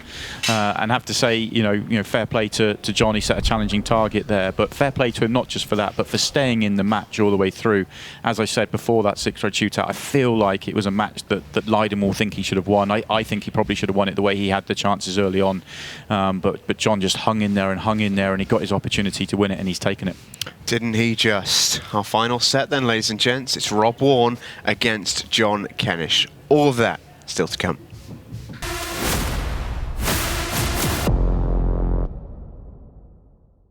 This program is brought to you by Apply Mortgages.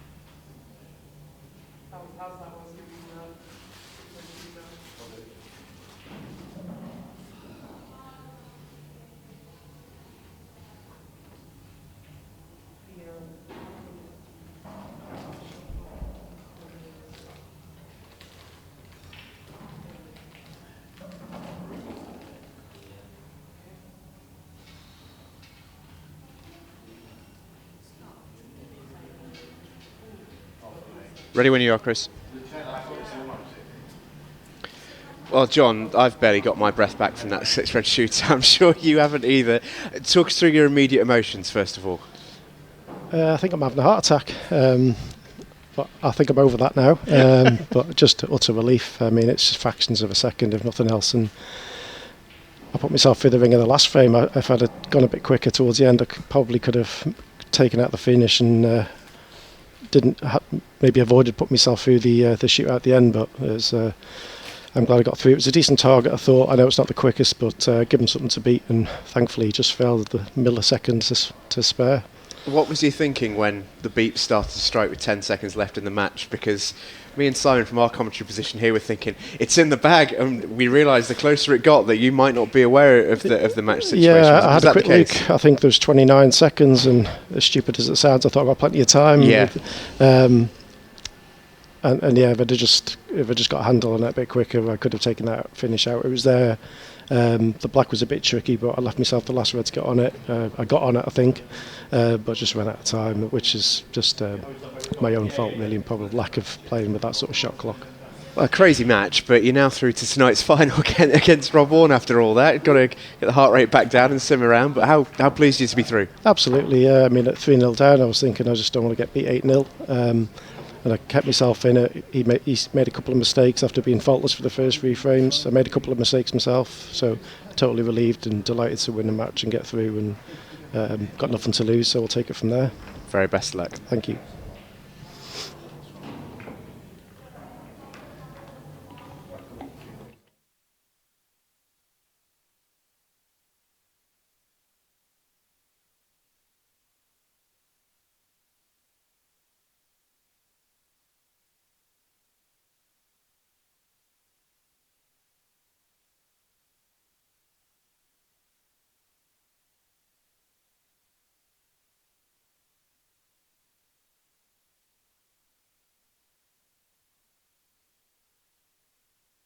This program is brought to you by Apply Mortgages.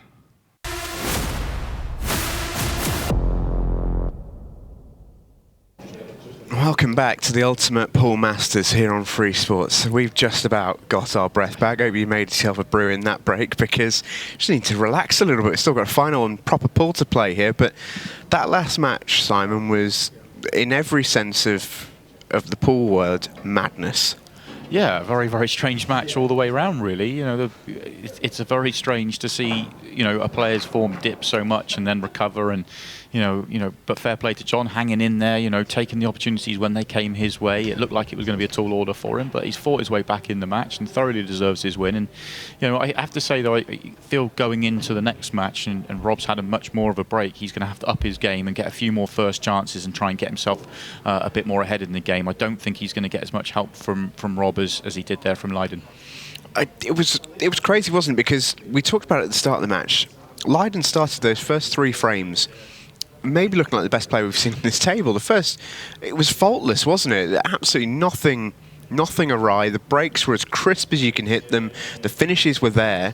And you worried for John at that point. To actually bring himself back into the match was a terrific effort on his part, really. I know Lyden gave him chances, but John himself had his own mistakes to overcome, and actually he's done really well just to battle his way back into that match. Yeah, and I think one of the reasons I feared for John in that match wasn't so much the way that Lyden started, but that coupled with the fact that his first opportunity, he made a great finish to get himself to the 8 ball, and then snooking himself on the 8 ball. And at that point, you thought, oh dear, this could be a tough match. But he didn't let that mistake frustrate him or go into the next chance. He just kept level-headed, waited for that next opportunity, believed he could come back into the match, and was able to do so because of it. Yeah, didn't he just? Well, congratulations to John Kennish. We've got a final to come in just a moment, but let's hear from the man who has made our second finalist. I'm sure you haven't either. Talk us through your immediate emotions, first of all. I think I'm having a heart attack. But I think I'm over that now. But just utter relief. I mean, it's just fractions of a second, if nothing else. And I put myself through the ring in the last frame. If I'd have gone a bit quicker towards the end, I probably could have taken out the finish and maybe avoided putting myself through the shootout at the end. But I'm glad I got through. It was a decent target, I thought. I know it's not the quickest, but give him something to beat, and thankfully he just fell the milliseconds to spare. What was you thinking when the beep started to strike with 10 seconds left in the match? Because me and Simon from our commentary position here were thinking it's in the bag, and we realised the closer it got that you might not be aware of the match situation. Yeah, I had a quick look. I think there was 29 seconds, and as stupid as it sounds, I thought I got plenty of time. Yeah. And yeah, if I just got a handle on it a bit quicker, I could have taken that finish out. It was there. The black was a bit tricky, but I left myself the last red to get on it. I got on it, I think, but just ran out of time, which is just my own fault, really, and probably lack of playing with that sort of shot clock. A crazy match, but you're now through to tonight's final against Rob Wharne after all that. You've got to get the heart rate back down and simmer around, but how pleased are you to be through? Absolutely, yeah. I mean, at 3-0 down, I was thinking I just don't want to get beat 8-0. And I kept myself in it. He made a couple of mistakes after being faultless for the first 3 frames. I made a couple of mistakes myself, so totally relieved and delighted to win the match and get through, and got nothing to lose, so we'll take it from there. Very best of luck. Thank you. Yeah, bring the heart rate back down, and then you just got a break. 3-4 minutes after that high of the 6 red shootout, you could see almost the energy had gone out of his arm with that break. It was nowhere near as powerful as he was hitting them in the first match, but he made a ball, and he has the first opportunity, but this opportunity is very difficult. Yeah, we talk about it every week, don't we? The difficulty of being the player going second and winning the match, especially when it's a close match like that with a real high of being able to get over the line. You know, is that a disadvantage for John? You know, Rob's won his match fairly, you know, with a decent performance. I wouldn't say fairly comfortably, but it was a really decent performance, a high quality match that Rob played, and you know, he's had time to sort of park that one and get himself focused and ready for this match. Sometimes it works both ways. Sometimes the player that has just played the match can just go straight back on and just still be rolling and still up for it from the previous one. But something we certainly look at. That was a tight pot that Rob took on, but I'm still surprised to see him miss it.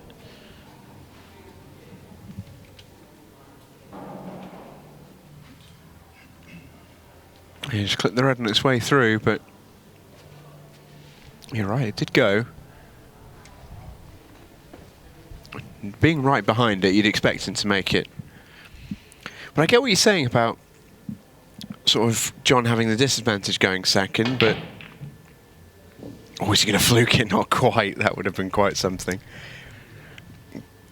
Half a chance here for Rob to go and win the first frame. But I think in a way, it can be a disadvantage for those going first too, because you've had a little bit of time off the table.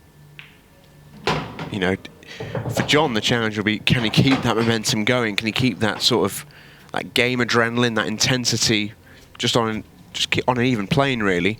Rob's going to pick himself back up and almost start all over again, which I think brings its own challenges. I think John took on that last opportunity because even though it was a miss from Rob, it actually left a really awkward table that I don't think John felt he could get particularly safe, so took on the aggressive option. But having missed it, it has left a great chance for Rob to get this first frame on the board. Plenty of room for this yellow at the bottom of the table. Slightly awkward queuing though.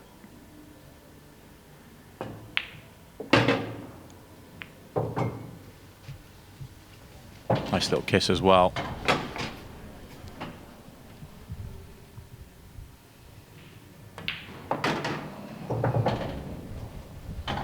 And just related to what I was saying a little bit earlier, in that sense, doesn't help to get your first frame under the board. On the board again. Let's restart, and Bob has picked up right where he left off, looking assured and confident. And he takes the first frame of tonight's final.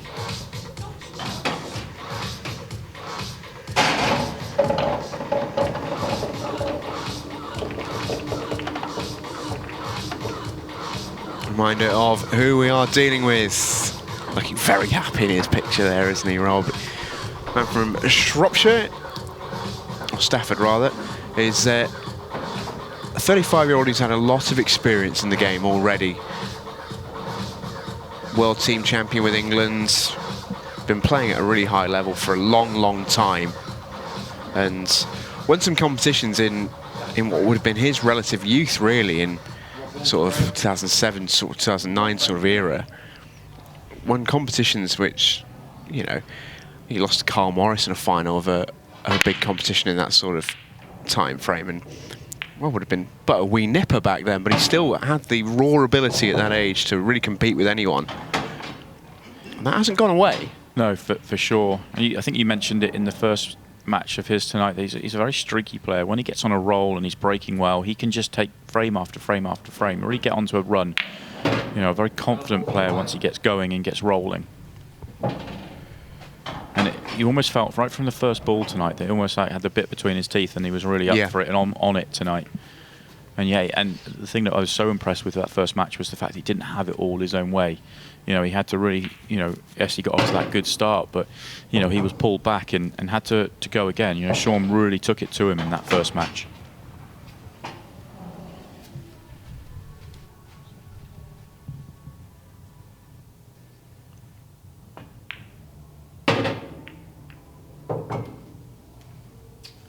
Not the best positional shot from Rob. Not sure if he was trying to cannon that red out the way or not.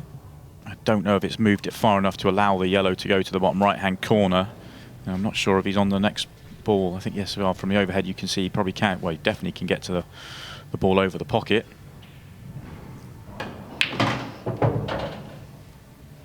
So for me, it's all about that yellow. Does it sneak past the red to the bottom right-hand corner pocket?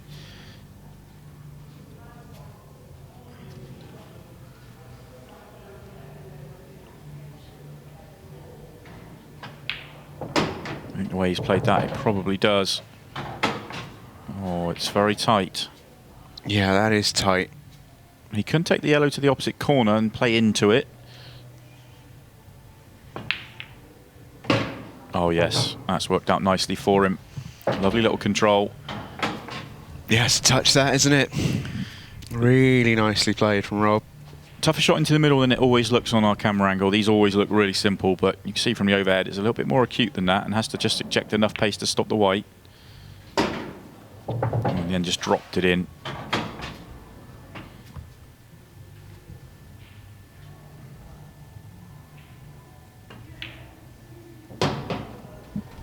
Lovely opening couple of visits from Rob Wharne.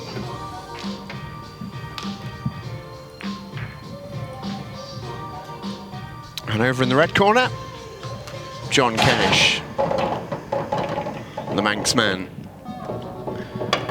Four-time Isle of Man amateur champion in the snooker, as well as a three-time champions winner as well, which just assume he just went and beat the professional winner. I imagine anyway. Great honour for him to win. He's a former very, very high-level bowls player, as well as a very, very good 8-ball player as well. Got to some decent positions in some decent tournaments without ever quite going the distance, and anyone who can beat Lyden Debono is a good player. And no question about that. The other thing that I find fascinating from those graphics, and we don't talk about it very often, is the cue and specifically the sort of size of tip they're using, and that's another sign of John being a snooker player, is he's using quite a big tip for pool standards. I think it was 9.9 millimeters, which is very much more a snooker tip than something you'd see on a pool table.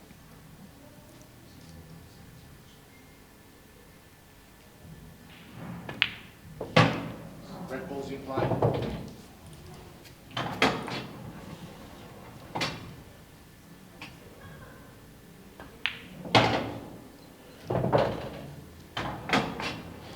Just having a look at this finish here for Rob, wondering whether the red goes to the left middle. There's a yellow in the way. Can he see enough of it to pot it? I think if he finishes a little bit low, he probably can. Which means he doesn't need to move anything. He may well be on it now. So it's deja vu for John Kennish here a little bit. Yeah, had a bit more of a go in that first frame than he did against Lyden, but didn't have much to go at. And Rob looks like he's left off, or started off where he left off in the previous match. Just looks very confident out there.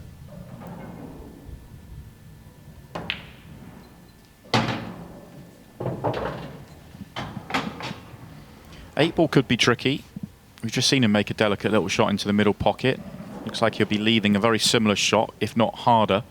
Could play for it into the top left corner if you get right behind it. That you could argue that's a slightly easier shot, but that's personal preference. Ooh, won't get the opportunity though. He had one of those, if you remember, really early on in his match, which slid in, put the hand up to Sean Sharkey.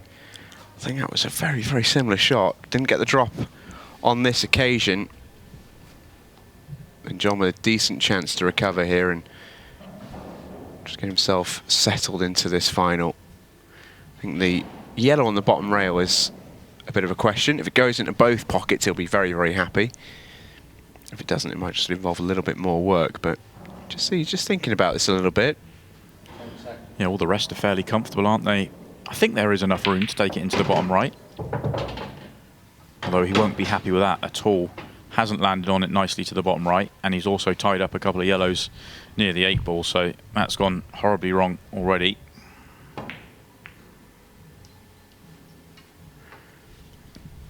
Don't think he'll mind that too much, though.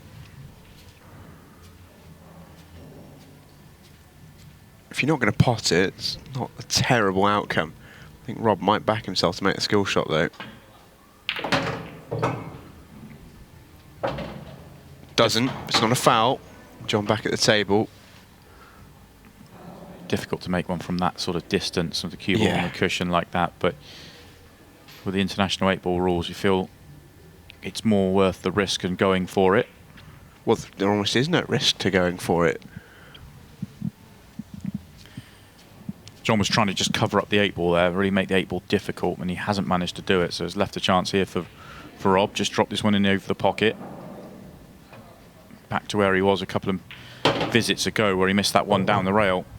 He's going to have that tricky 8 ball to the top or to the middle, depends on which way he sees it. I think I'd always feel more comfortable to the top left-hand corner if I could finish straight behind it, but other players see it slightly differently. From here, I think I'd go top.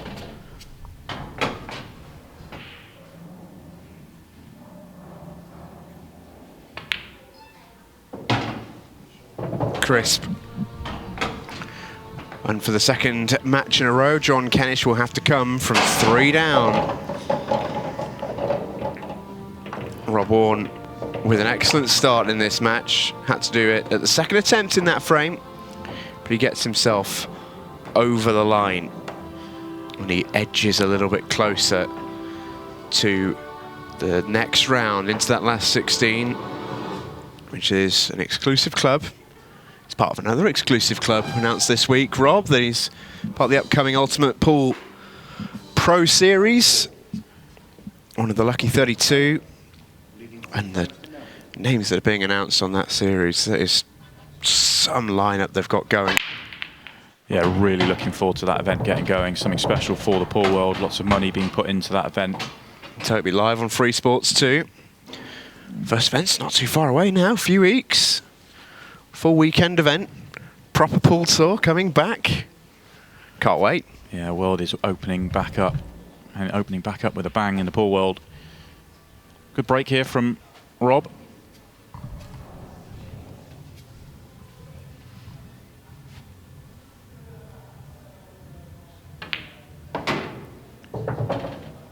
Decided to go for reds. Thought yellows might have given him some attention if the 2 yellows at the top were a plant, but you can see the reds at the top both go independently of each other.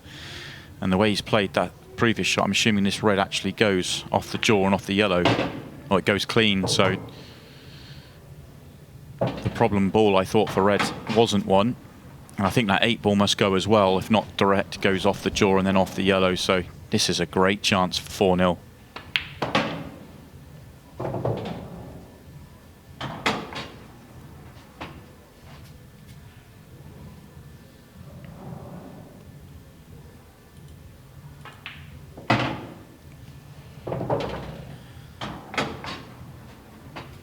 I think the frustration for John Kennish here is not the fact that he's 3-0 down and staring 4-0 in the face. It's more the fact that he's had an opportunity to do something about it in a couple of the frames, especially the last one.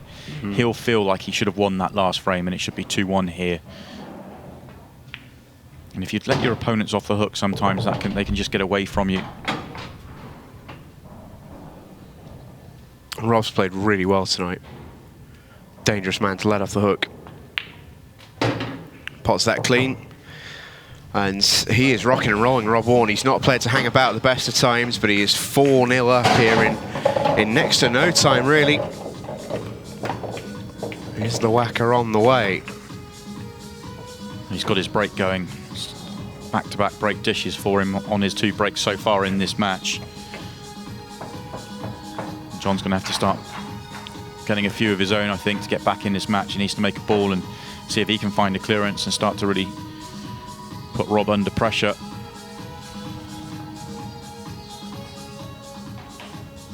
Frame number 5. John Kennish to break. Trailing 4 frames to 0.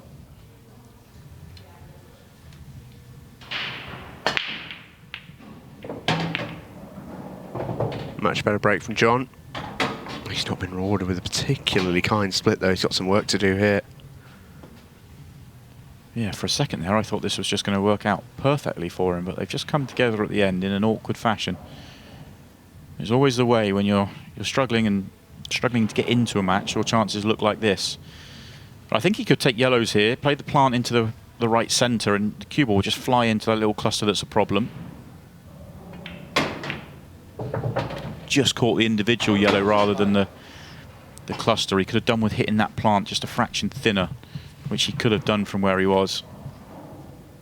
And that little pop-up Chris Melling tells you next week is, well, as unmissable as this week. This has been can't take your eyes off it, Paul. Next week is already that, I can tell you just by the lineup alone. Well, I've been commentating on Paul for a long time here on Free Sports, and I can't remember a night with as stacked a lineup as that. Don't think I've been as excited for a night for a long time. Yeah, the magical battle between the magician and the Welsh wizard, and then you've got two of the old hands really in Phil Harrison and Rob Chilton. Former world and European championships between them. Foul's that was been a foul, yeah. I thought it might have been. Needs to hit a cushion after contact, and in playing cushion first onto the yellows, didn't hit a cushion afterwards. Have a watch. Yeah, you can see that. Clearly hits the cushion before the yellow, which is a foul. Can Rob get this red out, or is he not even going to consider it? Yeah, there's not too much damage done from John's perspective in terms of there was not a clearance on or anything like that for Rob, but it's just going to make it harder and harder for him. I think it's another foul as well. Slightly different in international 8-ball rules to other rule sets. If you are snookered, it makes no difference. You still have to hit a cushion after contact. Rob's just having a look, isn't he? Because if he can find a way to get this red out, he'll play it. He's an aggressive player. He's giving it a little go there. Almost safe in the knowledge that he doesn't have to make it. Yeah, he went for that precision shot there. He went for it to be really precise on the contact and didn't get the contact right. I think he was playing onto the contact onto the red rather than the yellow that he caught, and just trying to nudge the yellow past the yellows. The red past the yellows, and he got that one wrong. So he's allowed John into this frame a little bit more. Still not easy for John by any stretch. Yeah, it's a half-decent safety as well. It's a pretty safe area to leave the cue ball. I think John does have an aggressive shot if he wanted to. He can plant these two yellows. Not an easy shot, but takes it on. And that's come out nicely. Yeah. Wowee, that's come out nicely. I did wonder whether the yellow that he was playing would go towards the other yellow on the left-hand side. It always looked like it'd be a little bit low, but it got closer than I thought it might. So that's still the problem ball.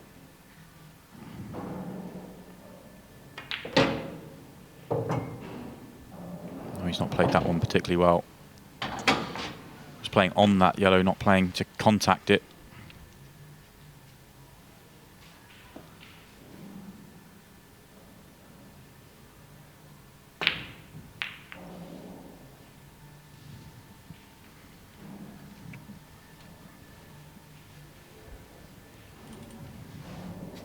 This has been a touch after the Lord Mayor's show for John Kennish. I don't think has quite settled after the drama of his opening match, but that's a shocker from Rob. Really didn't expect that. I don't think he did either. No. You feel, as I suspect John felt as we did, that he was going to sit down and going to be 5-0 down very, very quickly, but he's been let off the hook to some extent, although this isn't a particularly appealing shot. Yeah, didn't have a huge amount to go at, just You can see where he's left the white ball there, that the next yellow is even more difficult. That was always going to be the problem. Let off for Rob Wharne there.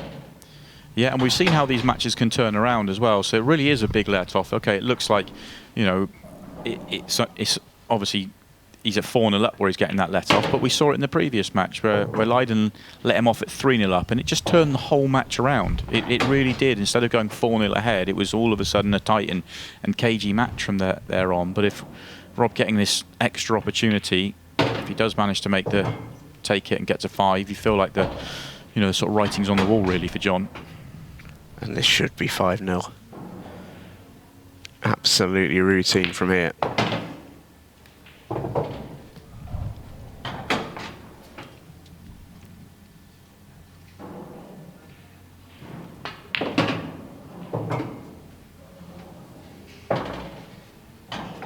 Long way back at this point, if you're John Kennish. 5-zip, Rob Wharne. There's been opportunities in this match for John, but it is all going Rob Wharne's way. Let's remind ourselves, coming up in a fortnight, our second last 16 group, Carl Sutton against Sam Bircher, Josh Kane, Declan Brennan. I feel we spoke about Kane and Brennan earlier on. That's a match that almost needs nobilling, two tremendous players, but that Carl Sutton-Sam Bircher game's a really, really interesting one, because one of those two are going to be quarter-finalists.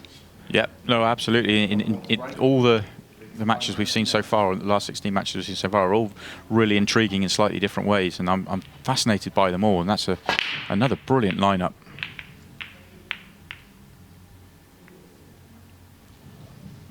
I think Carl Sutton will go into that one, a pretty big favourite, because he played brilliantly in his week and has a little bit more of a track record. But Sam Bircher, I can just look at that as a little bit of a free hit. Like, what an opportunity! He can really play, though. I mean, as we said. Oh yeah, that does him a little bit of a disservice, absolutely. But I think the perception is that he gets by the sort of the wider pool world, probably gets a little bit more underrated than some of the other players. But we saw him, the performance he put in to make it through was absolutely fantastic. And I think one thing's for sure is that Carl Sutton is not going to take that match lightly in any way. Oh no. No, that's for absolute sure. Extension called. Well, if John is going to get back into this match, it has to start here. It really does. And that's a good opening pot. It's a fairly decent opportunity if the reds to the top right will solve themselves. Can he play a little plant, or do they actually go independently of each other? Oh, I think he can get to one over the pocket. I think if he couldn't, he wouldn't have played that previous shot in the same way.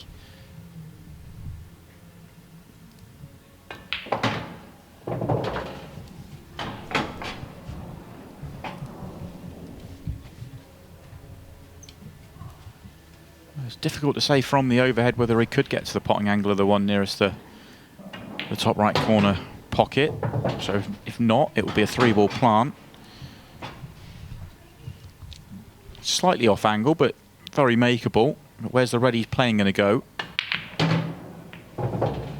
Oh, he'll be happy. Oh no, the yellow's come back and got in the way. Just for a second, I thought that was perfect.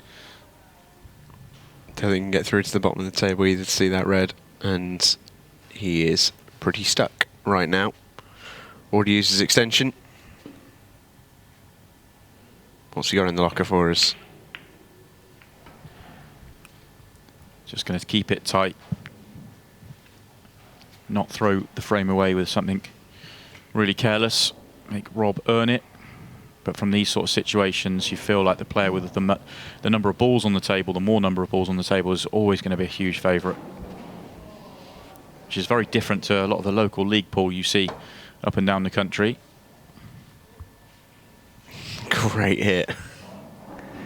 Done really well, especially because, as we talked about earlier in the last raid, to hit a cushion after contact wasn't easy.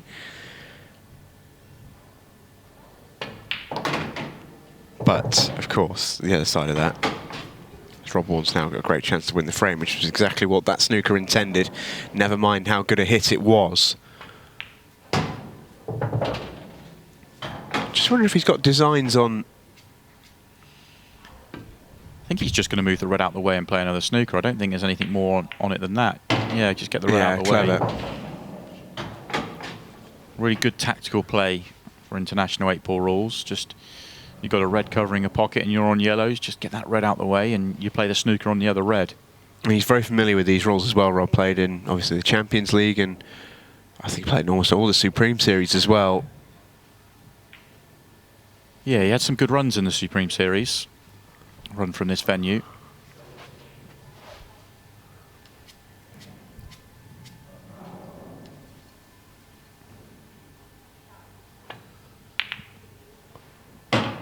Great shot. Yeah, Rob made it to the semi-finals of the Liberty Games Open in 2019, losing out to Phil Harrison in that semi-final. But the standard of those events, with these rule sets, it shows you what he can do and how well he knows the rule sets.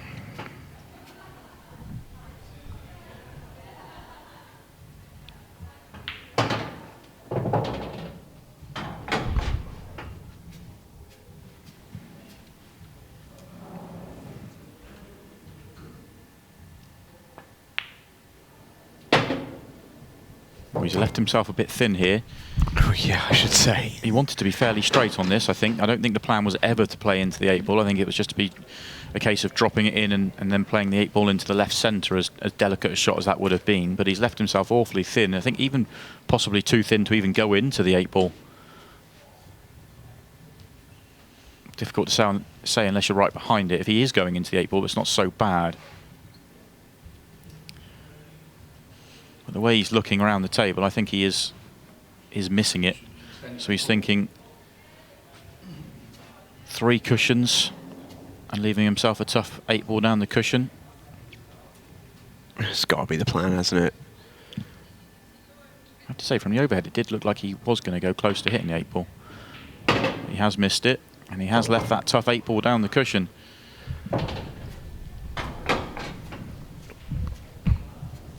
Well, a little bit less pressure on it given the match situation, but 8-ball down the rail like this is never, ever easy. This for 6-0. That's how close he came. This will go 5-1. Great chance for John to get his first frame on the board.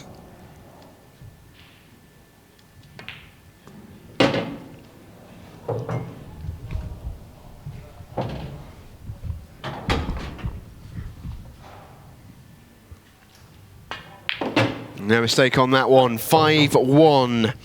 This match continues when we come back. You won't miss a ball, do stay with us.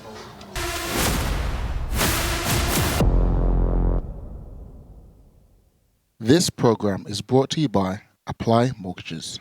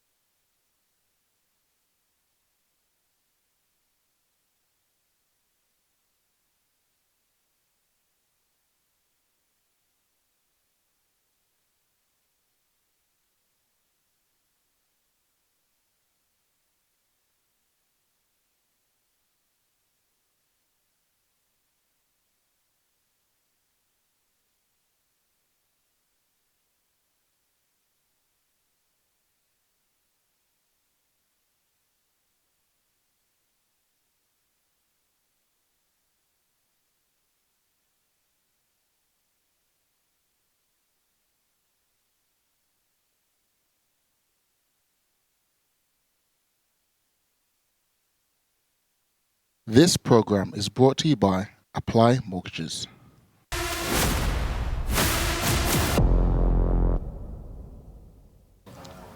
Welcome back. Ultimate Pool Masters here on Free Sports. We are halfway through our final, or at least in terms of the clock, we are almost there really in terms of Rob Wharne booking his place in the last 16. 5-1 he leads, still best part of 22 minutes remaining.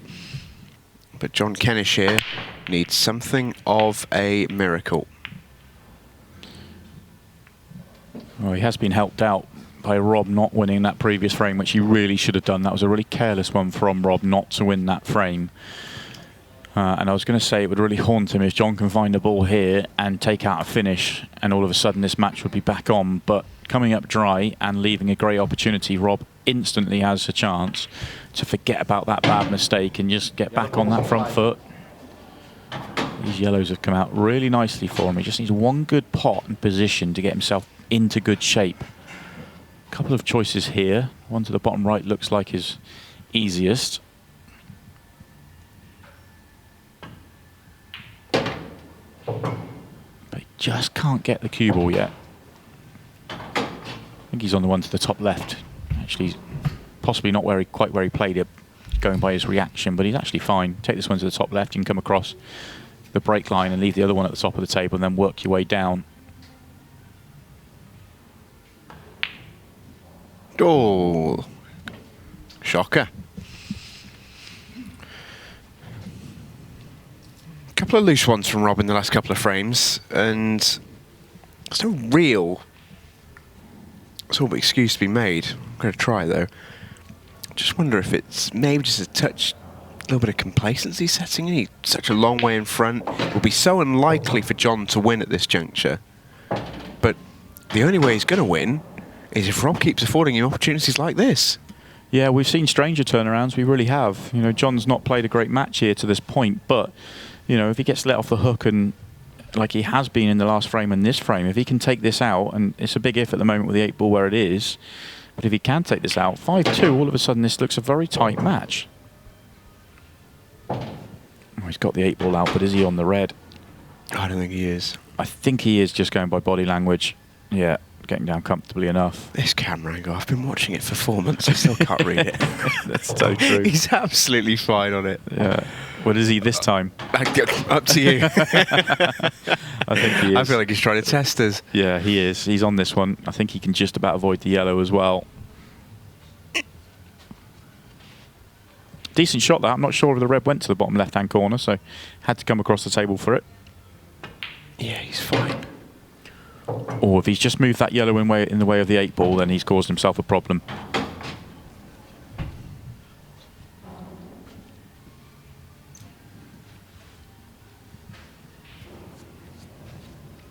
Looks very tight from our main camera angle.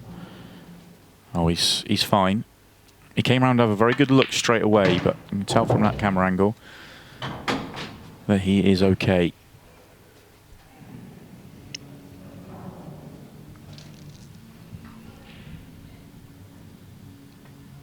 Yeah, it's probably been a little bit more dramatic than it needed to be, this visit, but it's never going to be easy when you're 5-1 5-1 down, is it? Just got to keep scrapping and clawing. I hope you keep getting opportunities. Yeah, just hang in there. Very similar to the previous match, but deeper hole, I guess. Nicely played. 5-2.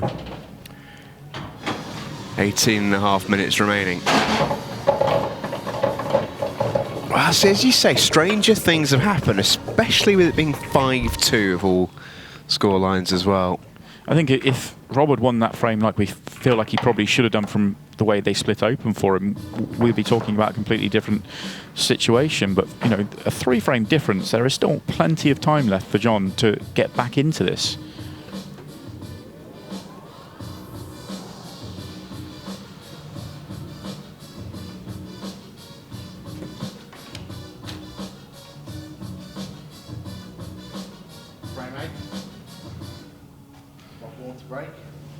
Rob has been breaking well tonight.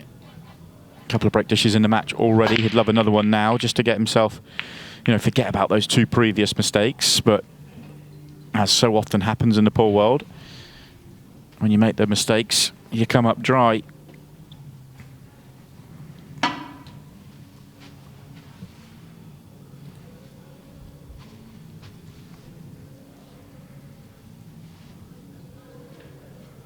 Not the easiest of chances here for John. A couple of problem areas. Reds are a bit of a non-starter at the top end of the table.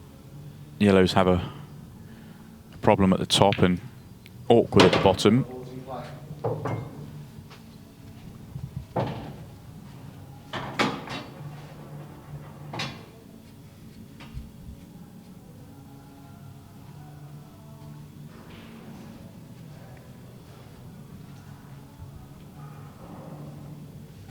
Not happy with where he's landed. Taking the double on.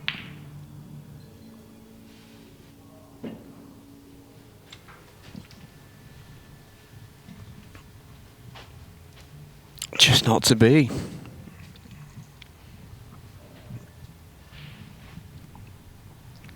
It's been a strange old night, this, hasn't it?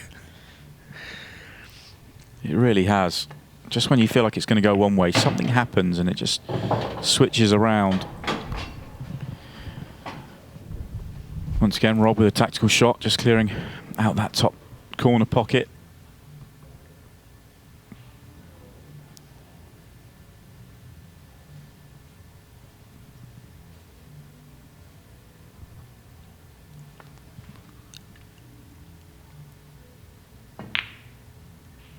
This tournament has a little bit of everything. I'm not sure it's had a night like this so far, though. Yeah, I just feel like anything is possible. Just because no player, apart from, I think, if being honest, Rob, probably the best so far, has shown any real consistency. It's been constant ups and downs, and Rob's not been as consistent in this match. And it feels strange to say that about a guy who was 5-0 up. But he's just dipped, and now he's becoming very inconsistent. All of a sudden, everything feels like it's on the table again.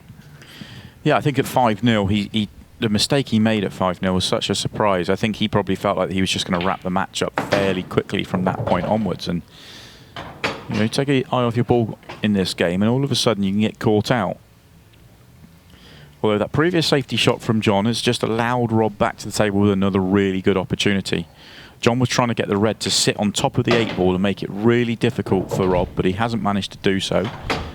Overhit the shot a fair amount.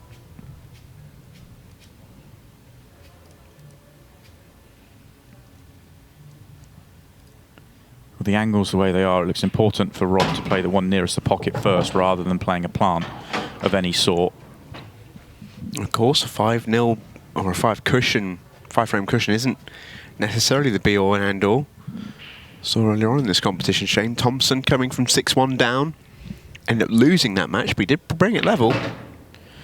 Yeah, we've seen a couple of brilliant matches like that, haven't we? Just never know, this, especially with the way the last 10 minutes go, where it really speeds the players up and speeds those frames up, and also sometimes the short shot clock forces a few mistakes here and there as well.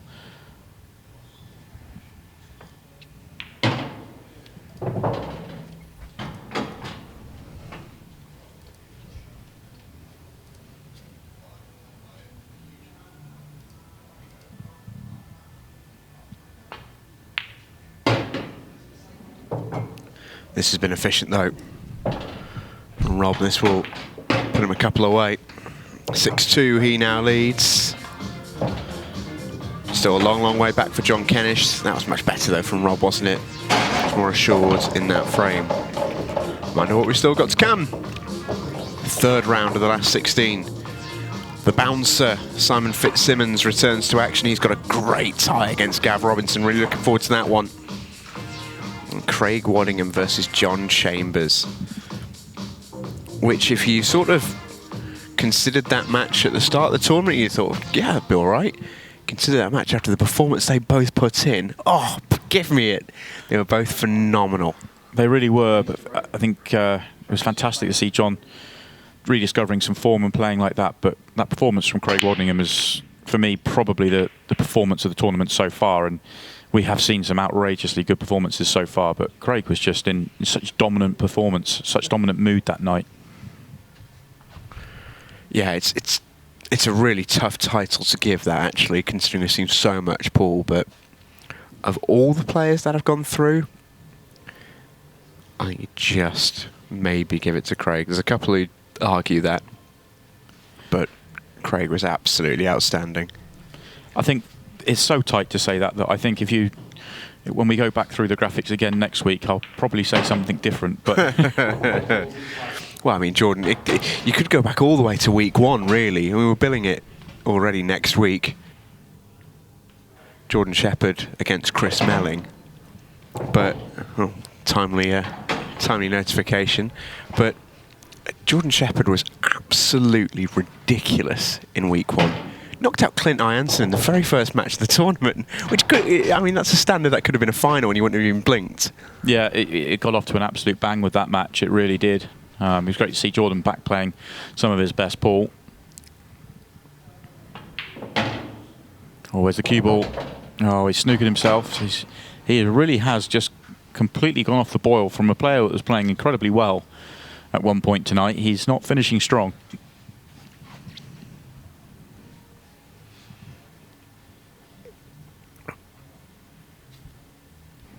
He's got 30 seconds to figure it out. It's not even a particularly easy hit. Never mind getting it safe or playing a legal shot. Yeah, I don't think there's any one cushion escapes out there for him. Possibly a 2 cushion up towards the top right hand corner.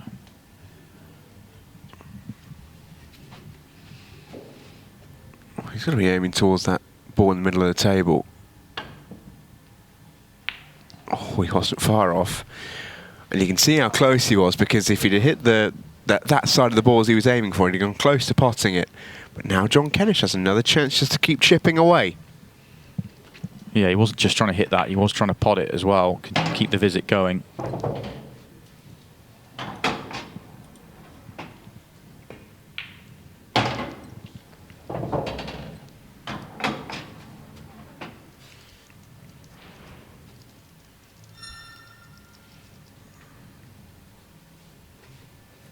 Ten-second shot clock in operation. 15-second shot clock. Catching. 15-second shot clock now in operation, as confirmed by our referee, Scott Price. John was caught out by that. Well, he's caught out more by the match clock in his earlier match against Lyden, and he's caught out by the line of the ball there. This surely must go for Rob. Bit of deceleration here from John. Just sort of quit on the shot, just a fraction.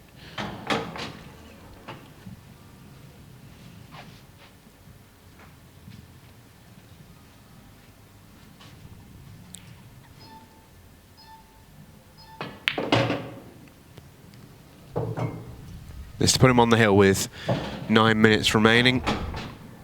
It's a bit of a limp over the line in the end from Rob Wharne, if it is to ultimately to be the win that he gets. Started the night brilliantly. Not quite been at his vintage in this final, especially the longer it's gone on, but he is now 1 away. Over 8.5 minutes remaining. We take a look at the final time tonight at our 4th quarter of the draw. Our fan Dad, I mean, you talk about a player who had to scrap and claw. I think he made 2 legit breaks, balls off the brakes all night.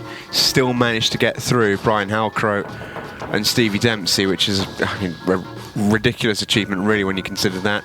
Scott Gillespie, he's one who could put in a claim to have been one of the most dominant players so far in the tournament. Michael Hill, Sean Chipperfield, that group still to come. Keep track of the Ultimate Pool social channels. You can find them at the bottom of your screen right now to find out when that match and that group is going to be played. It's going to be announced some point this week, I'm told.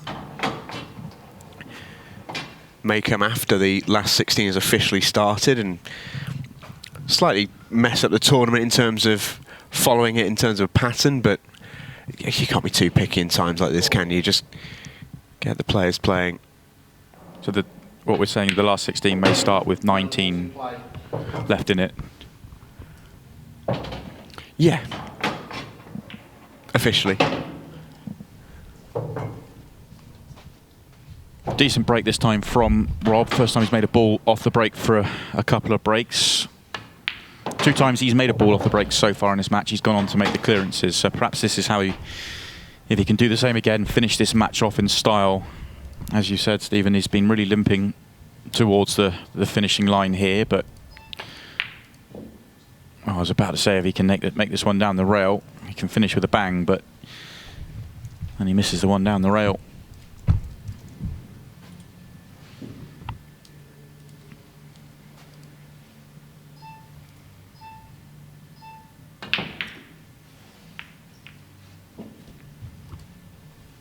And he's going to very quickly get another opportunity to wrap this up. Just coming to have a double check to make sure that 8 ball goes. But I'm sure from the right angle, at least, if not 4 ball straight on, that 8 ball will go.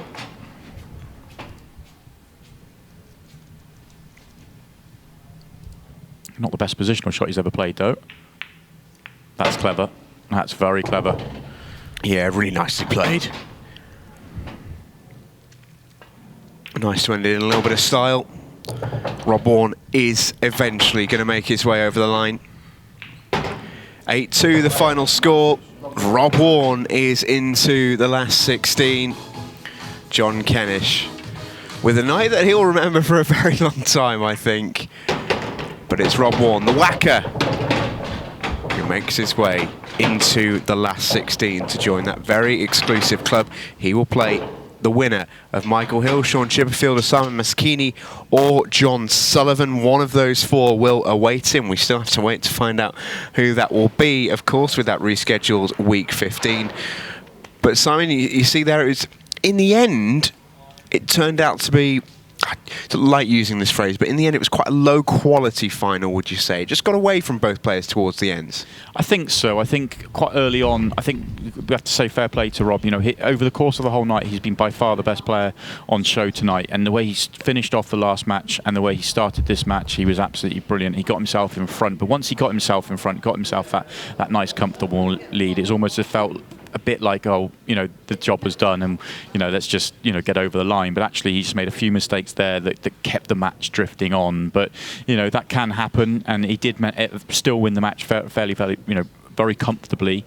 So I think overall he's going to be very pleased with his night's work, even if it wasn't the greatest end at the end there. Not many players have won both their matches to 8 in this tournament. Rob Wharne joins that list, and he joins the list of those in the last 16. We will speak to the whacker when we return.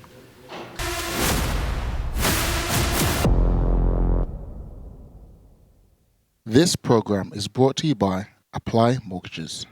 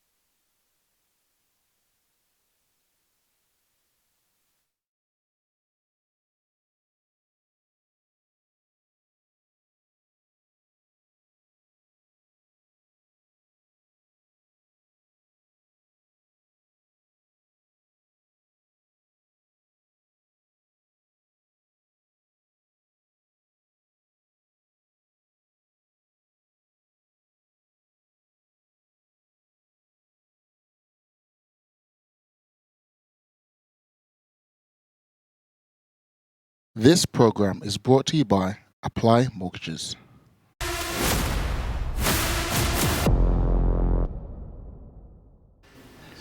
Welcome back to the Ultimate Pool Masters. After all of that, we have our Group 16 winner, that should say. Rob Wharne has eventually made it through. A massive performance really from the Wacker. 2 results that end with 8 on the scoreboards. He joins me now. Rob, a huge congratulations, mate. If you're offered that at the start of the night, 2 wins with 80 in aim, you've got to be absolutely delighted. Yeah, How definitely, do you feel? yeah. I feel like I've played pretty well overall. Can't ask for much more, and took my chances most of the time, and yeah, really happy. It was a strange match, that final, in some ways, because you jumped straight out the gate, 5-0 up. Was it at that point the match seemed to change a little bit? Were you almost overthinking the situation in a way? Yeah, maybe. I think you sometimes.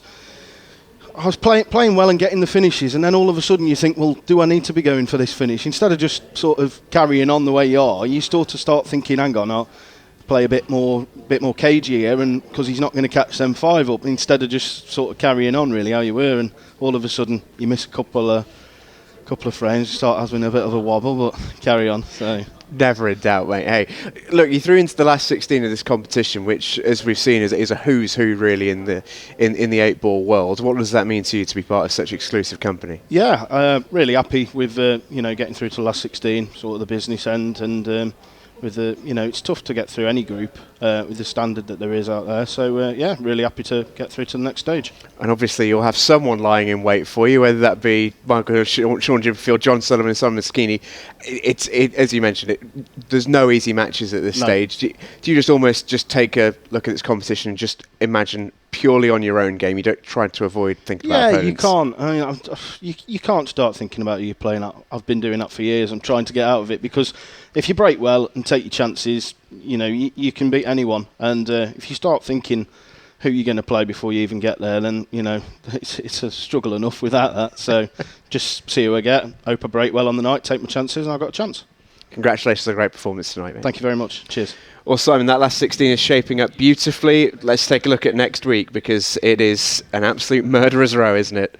It's incredible. We've been talking about this for quite a long time now, because we've known these 4 guys will be playing in the last 16 after the first 4 weeks, and it really is an incredible lineup. That first match, Jordan Shepherd versus Chris Melling, absolutely fantastic, both in brilliant form, making it through weeks 1 and 2, and then Phil Harrison and Rob Chilton. It's going to be another absolutely cracking match, and obviously the winners were going to take on each. Almost forget about that bit. Yeah, exactly. There's 2 great matches and then another great match. It could be one of the best nights we've seen on Free Sports for a very, very long time. Yeah, a crazy feel. You're absolutely right. You almost forget, don't you, about that quarter-final, because the 2 last 16 matches in their own right are so fantastic.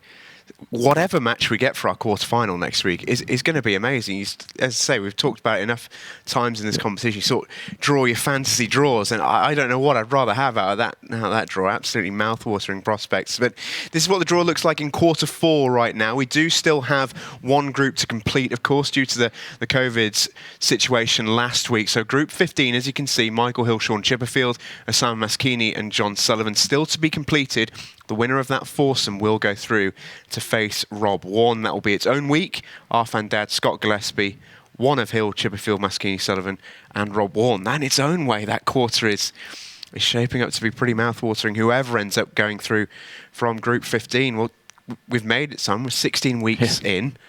It's now time to get into the last 16 next week. Just before we go tonight, I want a little bit of a preview for our first last 16 group. What can you imagine happening next week as you look at it? So difficult to say. Anything could happen. All 4 of those players are so capable of doing special things. They've done special things in the past. Whoever comes through from next week is going to have to play absolutely incredible. I don't think anybody can scrape over the line. They're going to have to turn up. They're going to have to play their absolute best pool and hope that, as we heard there with Rob on interview, hope you get the chances off the break and that things fall your way, and then you take those opportunities when they come, because there's no other way you're going to get through with a lineup that good. Cannot wait. Do join us next week, same time, same place. We cannot wait to be with you as the last 16 gets underway, as Rob Wharne joins that club. We'll see you then.